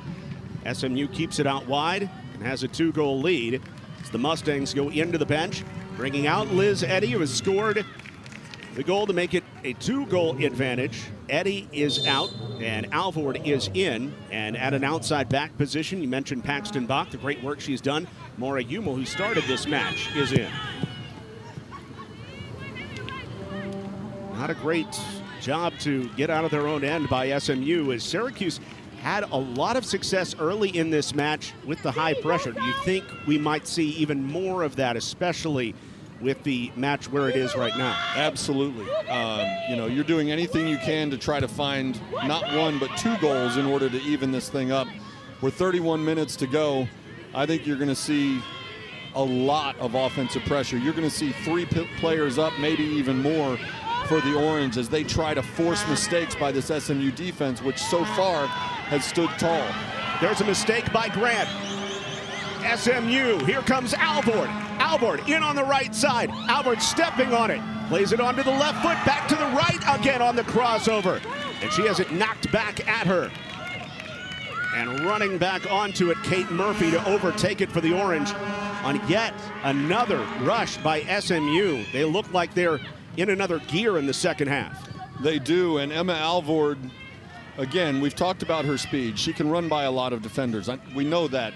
but she took the outside route, and she had a through ball available to her in front of Eliana Salama that might have sent Salama in one-on-one with Vanderbosch.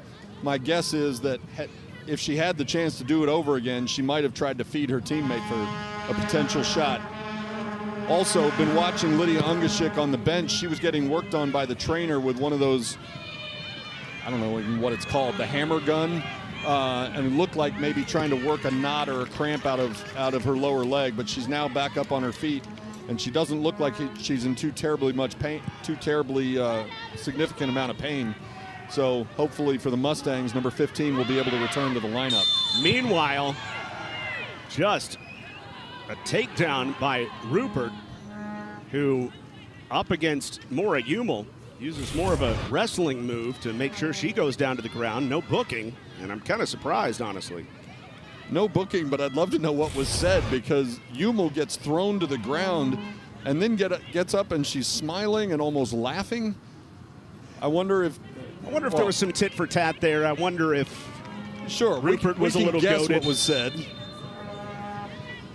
Under 29 minutes to play, and a 2-0 lead for SMU. A goal in each half. A foul is called on that ball in the air. Mackenzie Rudden is fouled by Aaron Fleury. And SMU will have a restart from about 45 yards out.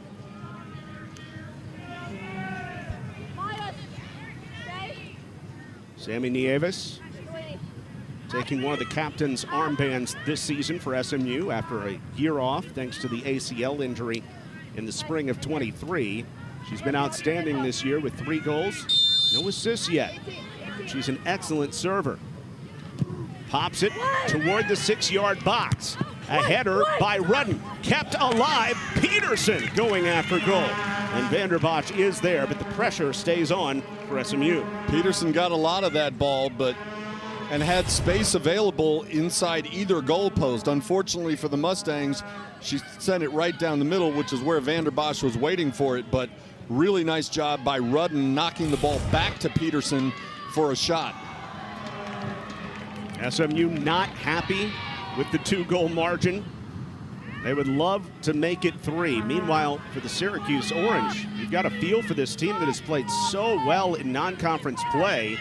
A 6-1-1 mark, but they have been greeted rudely in this match.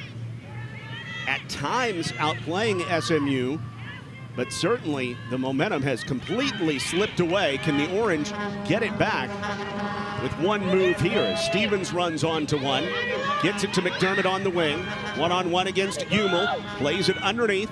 The Orange keep it alive.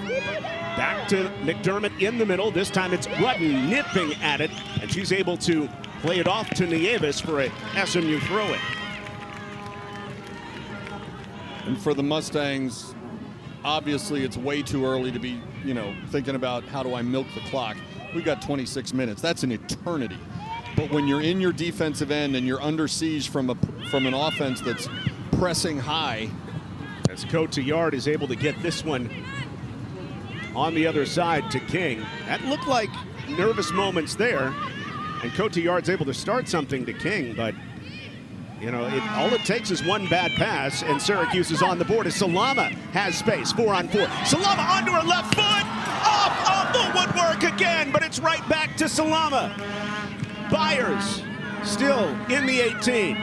Byers trying to cross it up and loses it as Eliana Salama was just a nip away from making it 3-0. And we saw after that shot clangs off the crossbar, Salama put her head in her hands as if to say, how on earth did I miss? Because at the top of the box, she did a quick little crossover step, and 3 or 4 defenders took a step in the wrong direction. She crossed up the entire Syracuse defense and then was able to chip it over Vanderbosch. Just had a tiny bit too much on it. That's the second straight great scoring opportunity for Eliana Salama that has gone off the crossbar. You might remember the one against Baylor that almost made it 2-0. Here you see her drive to the top of the box, and she starts to her right and then crosses over, and 1, 2, 3 defenders come a step further in the wrong direction, freeing up Salama for that shot. terrific move, and she cannot believe that she didn't get the third goal of the night. It's SMU's first game ever as an ACC team. Precarious 1-0 lead at the half has swelled to 2-0 thanks to a Liz Eddy goal, and now 25 minutes as SMU tries to nurse this advantage against a Syracuse team that's looking for their first ACC win in 2 years. At halftime, we were talking about Maya McDermott and how obviously hadn't scored. Syracuse doesn't have a goal yet tonight. But we were saying that she might be the best offensive player on the field tonight for either team. Does that title now go to Salama, who has not scored, but she set up both SMU goals and has created about 3 other chances, including the one we just saw where she hit the crossbar. She has been all over the place on the offensive end for the Mustangs. I wouldn't be mad at it. Alvord chipping it, and it's in! I think it might have been a serve, but it counts all the same. Emma Alvord places it perfectly. Her first goal of the season. The Mustangs are running away now. It's 3-0. I think you may be right. I think she may have been serving this ball, looking for someone on the back post as she runs on. She runs onto the ball and gets past a defender, and Mackenzie Rudden is there. I think she may have been aiming at Rudden, and this ball just carries a little bit. You can see it doesn't have that normal right-footed, outside-in curl that would swing it into the middle. She hit it more underneath, like she's hitting it with a golf club, and it floats over Vanderbosch. And Vanderbosch has to be a little bit in disbelief, giving up 3 goals in 8 games and now 3 goals in 65 minutes tonight. It's a head shaker, and the more I look at it, the more I could see where she might be trying to chip it over a keeper in Vanderbosch who had taken a few steps in. Mm-hmm. And it's one you could ask the player about afterward and see what she says. But certainly, no matter what, it counts all the same for SMU, and it's reflective of their offensive pressure in the second half.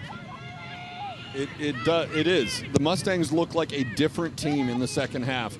I would love to know what Nicole Nelson and her coaching staff said to the Mustangs in the locker room during the intermission.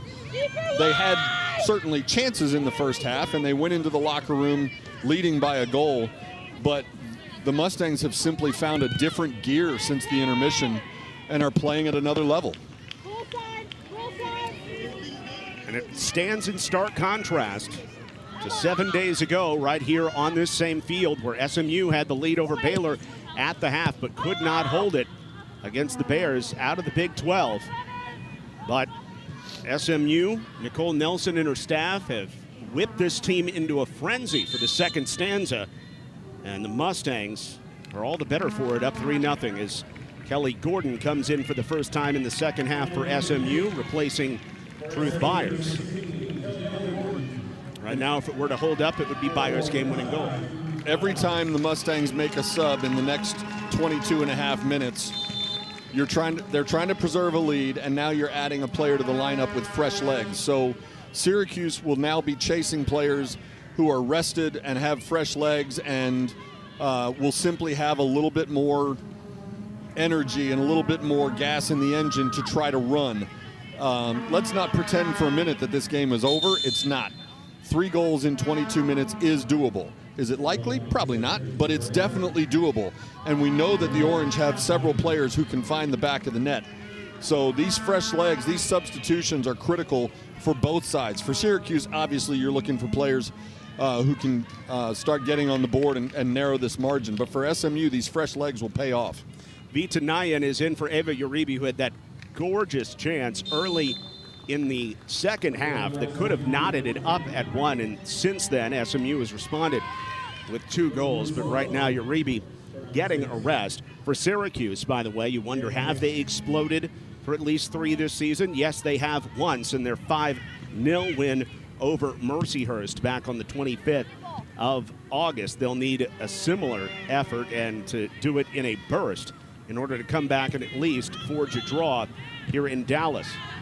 And that is a fair example, because if my memory's correct, which is, always a guess, I believe they did get 4 1/2 against Mercyhurst. So Syracuse can score and score in bunches. But again, this is an Orange team that in their first 8 matches had given up just 3 goals. And they've given up 3 goals here tonight to SMU. Mustangs have been able to be dangerous in the final third. This cross field ball is knocked away, but SMU able to stay on possession. And SMU has been more brave, I think, in the second half with some of their offensive attacks, whether it be through balls or trying to reverse the ball to get it in a better position to attack. I agree. I think a bunch of the Mustangs have played with more conviction, running onto balls and sending 1 and 2 touch passes rather than, trying to settle it with 6 or 8 touches to try to get the perfect pass. Salama has Gordon in front, maybe too far in front. Salama knows it, so she's onto her left foot, driving it. What a stop, but Gordon is there trying to chip it in. It's a second save, and a beauty by Vander Bosch. Gorgeous save by Vander Bosch, and smart play by Salama, because she looked up, and if she's looking at the goal, she sees number 16, Kelly Gordon, right in front of her. She knows Gordon's offside. If she passes it to Gordon, the whistle blows. So she keeps the ball, drives to the left, got a shot away that was turned away, but it was a smart play by Salama in that case to do what appeared to be selfish, when in fact it was the right play to make. And now the serve by Brousseau, out of the corner, near post. It bounces once. Salama settles it down. The toe poke ricochets out near midfield, where Sophie King has it go off of an Orange player, but right to Tori Peterson. Peterson looking for Rudden, trying to keep the pressure on. Throw in for SMU as the Mustang collection of shots going at the Syracuse goal continues. They are unloading in the direction of Vander Bosch. That's 17 shots. And every minute that the Mustangs play in the offensive third, applying pressure, even if it's not a shot like that flurry we saw a minute ago that Vander Bosch turned away for Syracuse, is at every minute up there in the offensive third is time that Syracuse is not spending peppering shots at Sierra Cotillard, and it can be exhausting. Chasing offensive players is very tiring. Chasing offensive players when your team is behind is just absolutely draining in every sense of the word. Brilliant ball by Cotillard out to Hummel. Alvord gives it away as Maya McDermott looks for some of that magic she had in the first half. This ball in space for Erin Fleury. Fleury dribbling in on Hampton. On her left foot, right past her. Hampton takes her down. And the point to the spot. The Orange will have a chance to get on the board thanks to the foul in the area.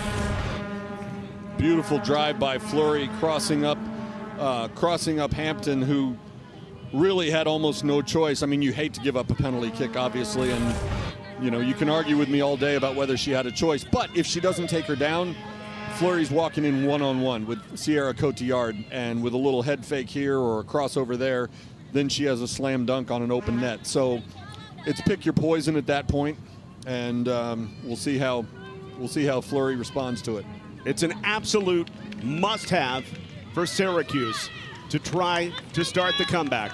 And Fleury, who started it with her take into the area, will try to finish it from the spot against Cotillard.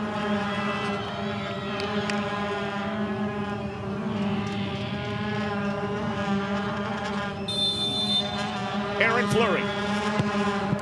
It's in! Syracuse on the board, 3-1. Nice job by Fleury as she leaned her body in a way that it looked like she was going to go left, which is the way that Sierra Cotillard guessed. And as a goalie, again, we've said this a million times, as a goalie, basically you pick a side, you guess, and you hope that that's where the ball goes, and you hope it hits you as much as you try to reach out and save the shot. You certainly can't pin that on Sierra Cotillard. Fleury keeps the Orange alive. And with 18 minutes remaining in Dallas, Sierra Cotillard sees her clean sheet go by the wayside. Certainly not because of her play, as Erin Fleury ties back up the lucky hair. Her third goal of the season in 9 matches, the 13th of her career.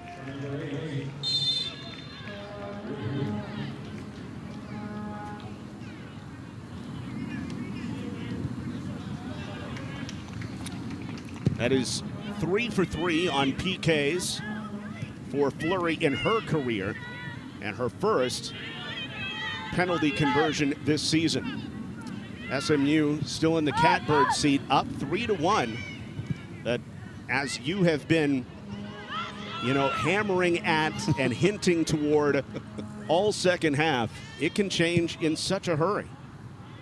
It can, and when you're on the short end of a 3-goal deficit, it feels like 100.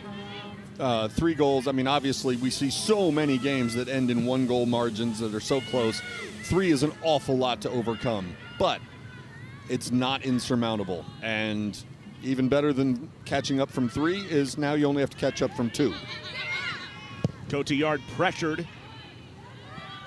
Nice ball all the way to Salama. Salama will try to split the defenders, and Gordon is able to control it at least for a moment.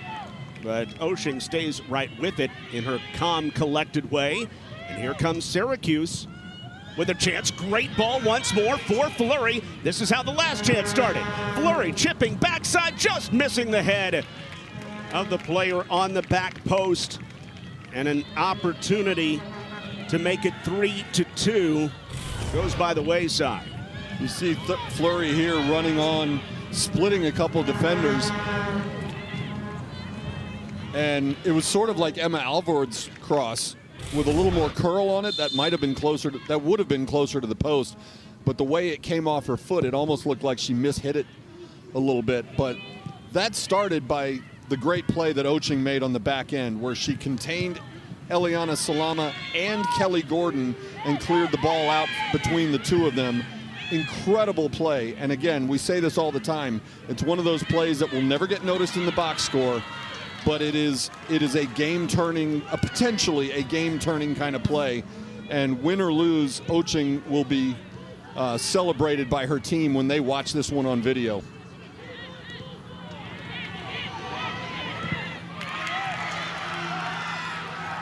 Emma Alvord trying to throw it in front. It will be a corner. We've been talking about how Salama hasn't scored, but she's been setting up the goals tonight. She almost set up another one there with a beautiful pass. She had her back to the goal and still found a narrow little gap between a couple of defenders, and she throws that ball between that gap because she knows that number 24 can outrun almost every defender who she goes against, and she can Salama can just dump that into the corner and let Emma Alvord hit the jets and go get it, and she did, earning this corner. Great serve down to the 6, and here's Salama on the half volley on the way back up, nearly got it on frame. And there is a player down in the box for Syracuse. May have been hit by that Salama ball. Yeah, she absolutely did. It's Kylan Grant, the senior captain from Ottawa. And Kylan Grant's sort of holding her head, but you look at Salama, hits this beautiful short hop right off the ground and gets Grant right in the gut. And you have to think that simply knocked all of the wind out of the Orange's standout defender there. And, if you're Nikki Thrasher-Adams and the Syracuse coaches, you sure hope Grant's okay because she's such a good player. You need to have her back there locking things up on the defensive end. Thumbs up from Kylan Grant, making her 50th career start. And in the process, she'll be black and blue for days after taking that one. Under 15 minutes to go. SMU retains the 3-1 lead in their ACC opener all time. Can they close it out?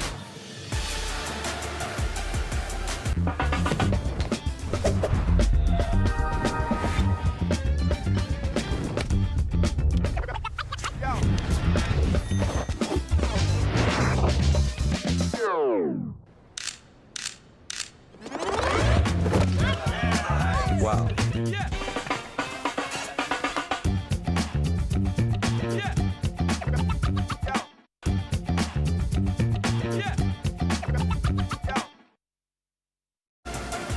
At this point, 15 minutes feels like an eternity if you're SMU trying to hang on and finish this one off.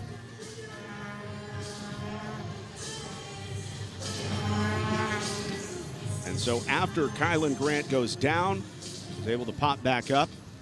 We'll get back to play here in Dallas with a goal kick for SMU with just under 15 minutes left to play. And imagine you're Kylan Grant, and you have spent the last 75 minutes chasing around Eliana Salama and Truth Byers and Kelly Gordon and the rest of the players that the Mustangs mix and match on the offensive end.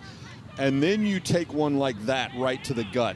You're already tired. Your lungs are already burning just from the mileage that you've put in doing your job as such a key member of that defense. And then to have the wind just knocked out of you, that can be absolutely devastating. And for Syracuse, obviously, the best sight is seeing her up on her feet. Oh, great header by Alvord originally, and she's got the brace, rolling it in off the feed from Kelly Gordon. Alvord started it with the winner. Gordon plays it perfectly, and Emma Alvord has the first brace of her career. It is 4-1 SMU.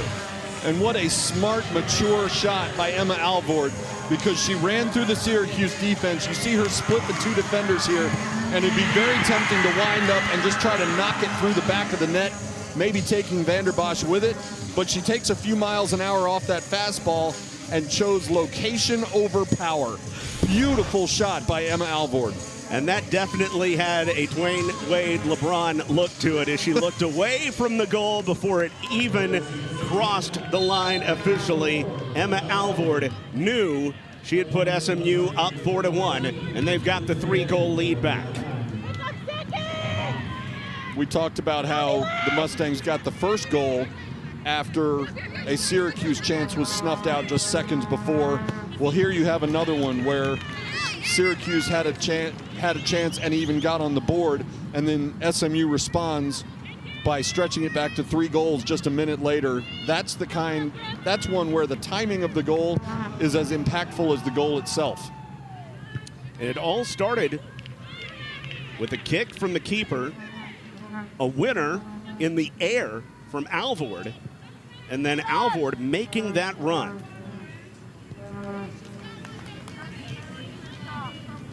Under 14 minutes left to play here in Dallas, and right now SMU up by a convincing 4-1 margin in their first ever ACC game, in the first ever matchup between Syracuse and SMU.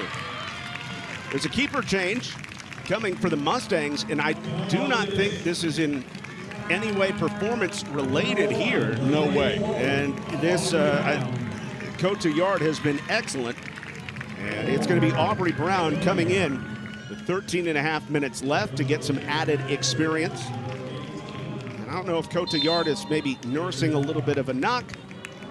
However, she is going to go ahead and come out. Also, without the possibility of a shutout, you could see where SMU has even more reason to get Aubrey Brown into the match, because she has been good this season, but they want her to be great as a backup here this year. If Cotillard, to use your phrase, had suffered a bit of a knock, there certainly wasn't any evidence of it, because she jogged off the field with a huge smile on her face. Obviously, things feel pretty good when you're up 3 with 13 minutes left. That can ease a lot of pain. And perhaps just trying to make sure that in the final few moments, she doesn't suffer something that could put SMU's top keeper in jeopardy this season. SMU has exploded for 3 second-half goals. Up 1-0 at the half, a very tenuous game. SMU scored 2 as Liz Eddy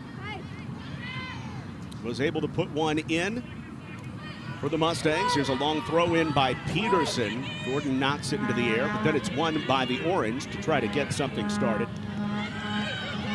Also scoring for SMU, Emma Alvord, and then Alvord got her second right after the PK for Syracuse. Here comes Syracuse in, and a heavy shot by Nyan is stopped by Aubrey Brown, her first test. As rather, that was 16 and not 8 cutting in on that right side. Yes, it was still a Nyan, but it was the other twin, Leda, with the shot here. Nice job by Aubrey Brown getting up and snatching that. With a 3-goal lead, it certainly is easy to go in and, be sort of lackadaisical about some things, but she was tested early and was up to the task. Oh, Liz Eddy trying to test the keeper once more, and the Syracuse back line trying to play it away from Eddy is going to force a corner kick. It's really been a flip from the first half, where for much of the first half, Syracuse was applying pressure on the SMU back line, and now it's the Syracuse back line that's been under siege for the last 25, 30 minutes. It's going to be interesting to hear Nicole Nelson talk about it after the match, that those runs right up the spine by SMU. Get up. Serve up top. Alvord uncovered, at least initially. Her shot knocked down and cleared away by Syracuse. Emma Alvord out there already on a brace as Truth Byers, who had the opener in this game for SMU back in the 11th minute, will come on for Kelly Gordon, who has done some excellent work. And Gordon had an assist on the last goal. The Mustangs, I think, are finding that they may have a little more quality depth than they realized when the season started. Obviously, coming off the loss to Baylor, every loss is going to be disappointing. But this is a good Syracuse team that they're playing tonight, and they are beating by 3 with 11 minutes left. Sure, they'd love to have the shutout, and there's all sorts of things that the coaches will find to clean up and work on. But the performance tonight has to be encouraging in so many ways. I don't think that Nicole Nelson and her staff could have drawn this up any better. SMU, remember, was an offensive juggernaut over the first 4 matches of the season. They were one of a handful of teams in the nation with at least 100 shots through the first 4 matches of the season. They scored at least 3 goals in each of their first 4 matches. Now, since then, their offense has taken a bit of a tumble. 2 goals against Little Rock.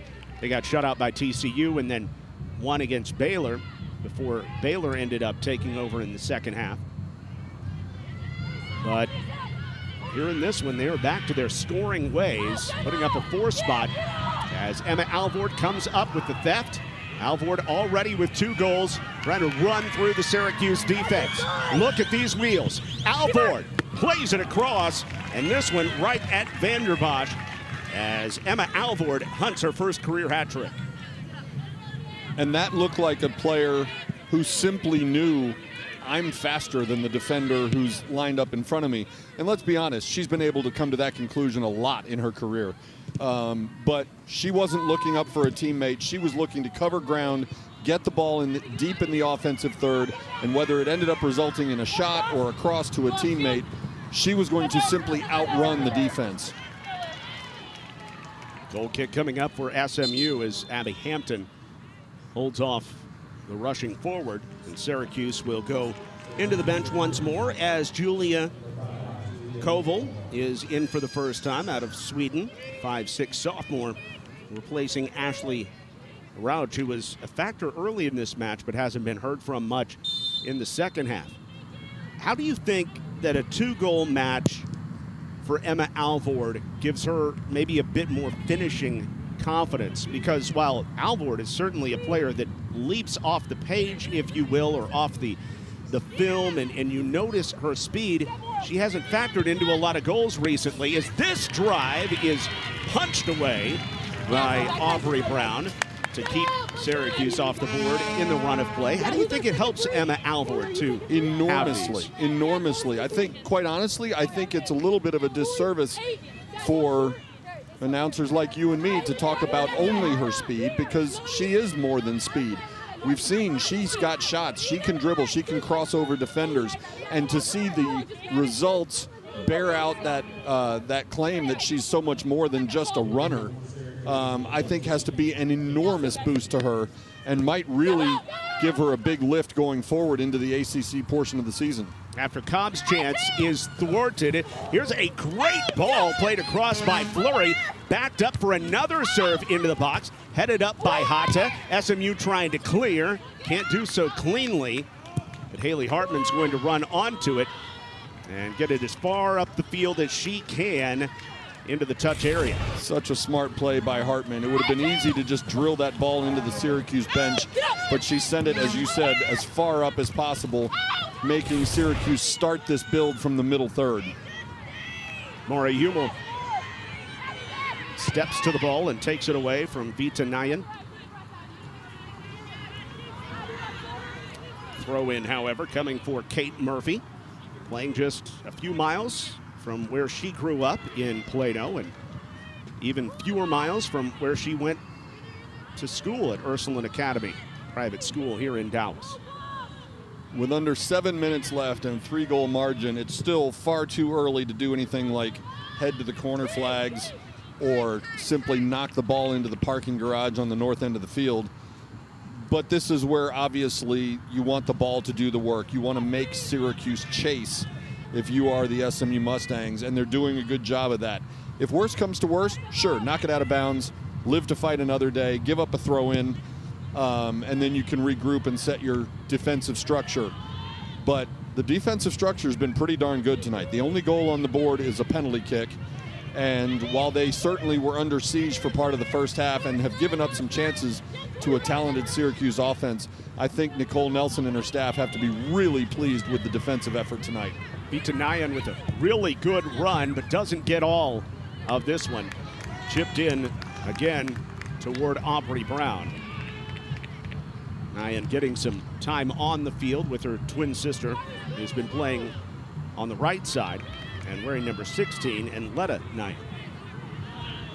Smart play by Brown as she chested that ball down and then waited for a Syracuse attacker to get close before she fell on it. Then she picks up the ball and bounces it a couple times before punting it, and she burned about 40 seconds off the clock at a time when burning the clock is absolutely critically important. What's up next for these two squads? Well, Syracuse stays on the road. Again, a tough two when it just comes to travel as they go on the road on Sunday to play Virginia Tech, and then staying on the road next week. They go to Florida State on Thursday, follow that up with a home match against North Carolina. Meanwhile, for the SMU Mustangs, they're at home on the ACC network on Sunday as they will take on Boston College for the first time in ACC play.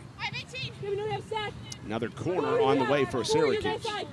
You talked about the confidence boost that Emma Alvord theoretically should be getting from a 2-goal performance tonight. I think the confidence boost runs deep through this team after a 4-1 victory, or a 4-1 lead that certainly suggests a victory for the Mustangs in their first game ever against an ACC opponent. The local Murphy with the serve near post. Hampton is there for the solid header to make the Orange throw it in with under 5 minutes left here in Dallas.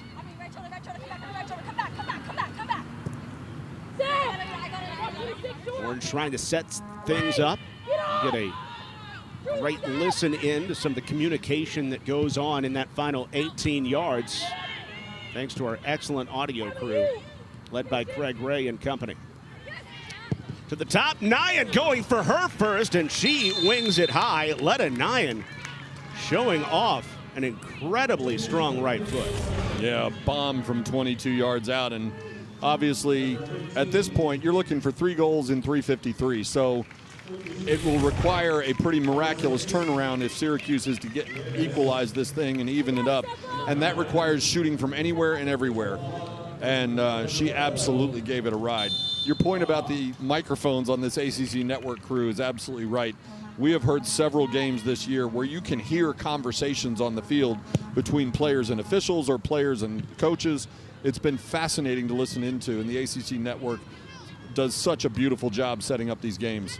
And they'll be on it as well on Sunday as Brown knocks it down for SMU, and instead of starting quickly with a 3-goal lead here, the sophomore will burn some time.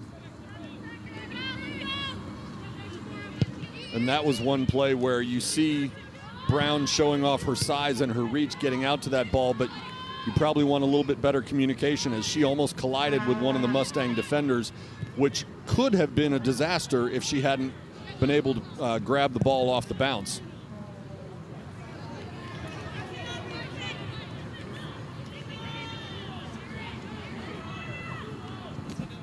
3 minutes left here in Dallas. Syracuse with their first trip here. Had a good experience, like we said, spending some time with the Murphy family yesterday. A lone DFW kid on this roster. However, it's going to be a night where they come up short to the SMU Mustangs. Team that's trying to prove themselves in the ACC. Nyan, in a freshman-on-freshman matchup, just pounds it right back into Ungashik. And SMU able to clear it out to midfield with about 2.5 to play. And offside here on Syracuse. It looked like it was all the way at the bottom of your screen. Vita Nyan was in an offside position. And that can probably be chalked up to nothing more than fatigue. It's sometimes hard to get back from an offside position anyway, but when you've been chasing and chasing and chasing as you try to get back to even up the game, eventually your lungs run out. Everybody, even these players who are in such extraordinary shape. As SMU looks forward this season, based on what you've seen so far from SMU this year, now playing in their 8th game, is this a team that is going to have to outscore opponents, as there's a foul called here on Salama, outscore opponents not just in the 1-0 sense, but in the 3-2, 4-2 sense in order to be successful in the ACC? Are they going to have an above average offensive night to give themselves chances? Sometimes, yes. Simply because there are too many teams with unbelievably powerful offenses in this league, so that even if your defense plays a crystal clear game and your goalie stands on her head and makes great saves, this league is very, very difficult to throw shutouts in. And so, yes, there will certainly be times when the Mustangs, and every other team I might add, have to score 2 or 3 or more goals in order to have a chance, because the offensive talent on the other side is just too good to count on 1-0 victories. Well, 8, I guess, might be a possibility, too, because Duke at least was up 7-0 against Missouri right. When we saw that late affair. Right, so go into Durham with a plan for 8 goals. That'll go well. That seems logical, doesn't it? That's going to go well for everybody involved. But a night to feel good about it all the way around for the SMU Mustangs. They bounce back after a heartbreaking loss to a rival in Baylor, giving up a lead for the first time, or a score, an opening score for the first time in 21 games. Today, the early lead holds up, exploding in the second half for a 4-1 win. SMU is 1-0 all-time in the ACC thanks to a 4-1 victory over Syracuse.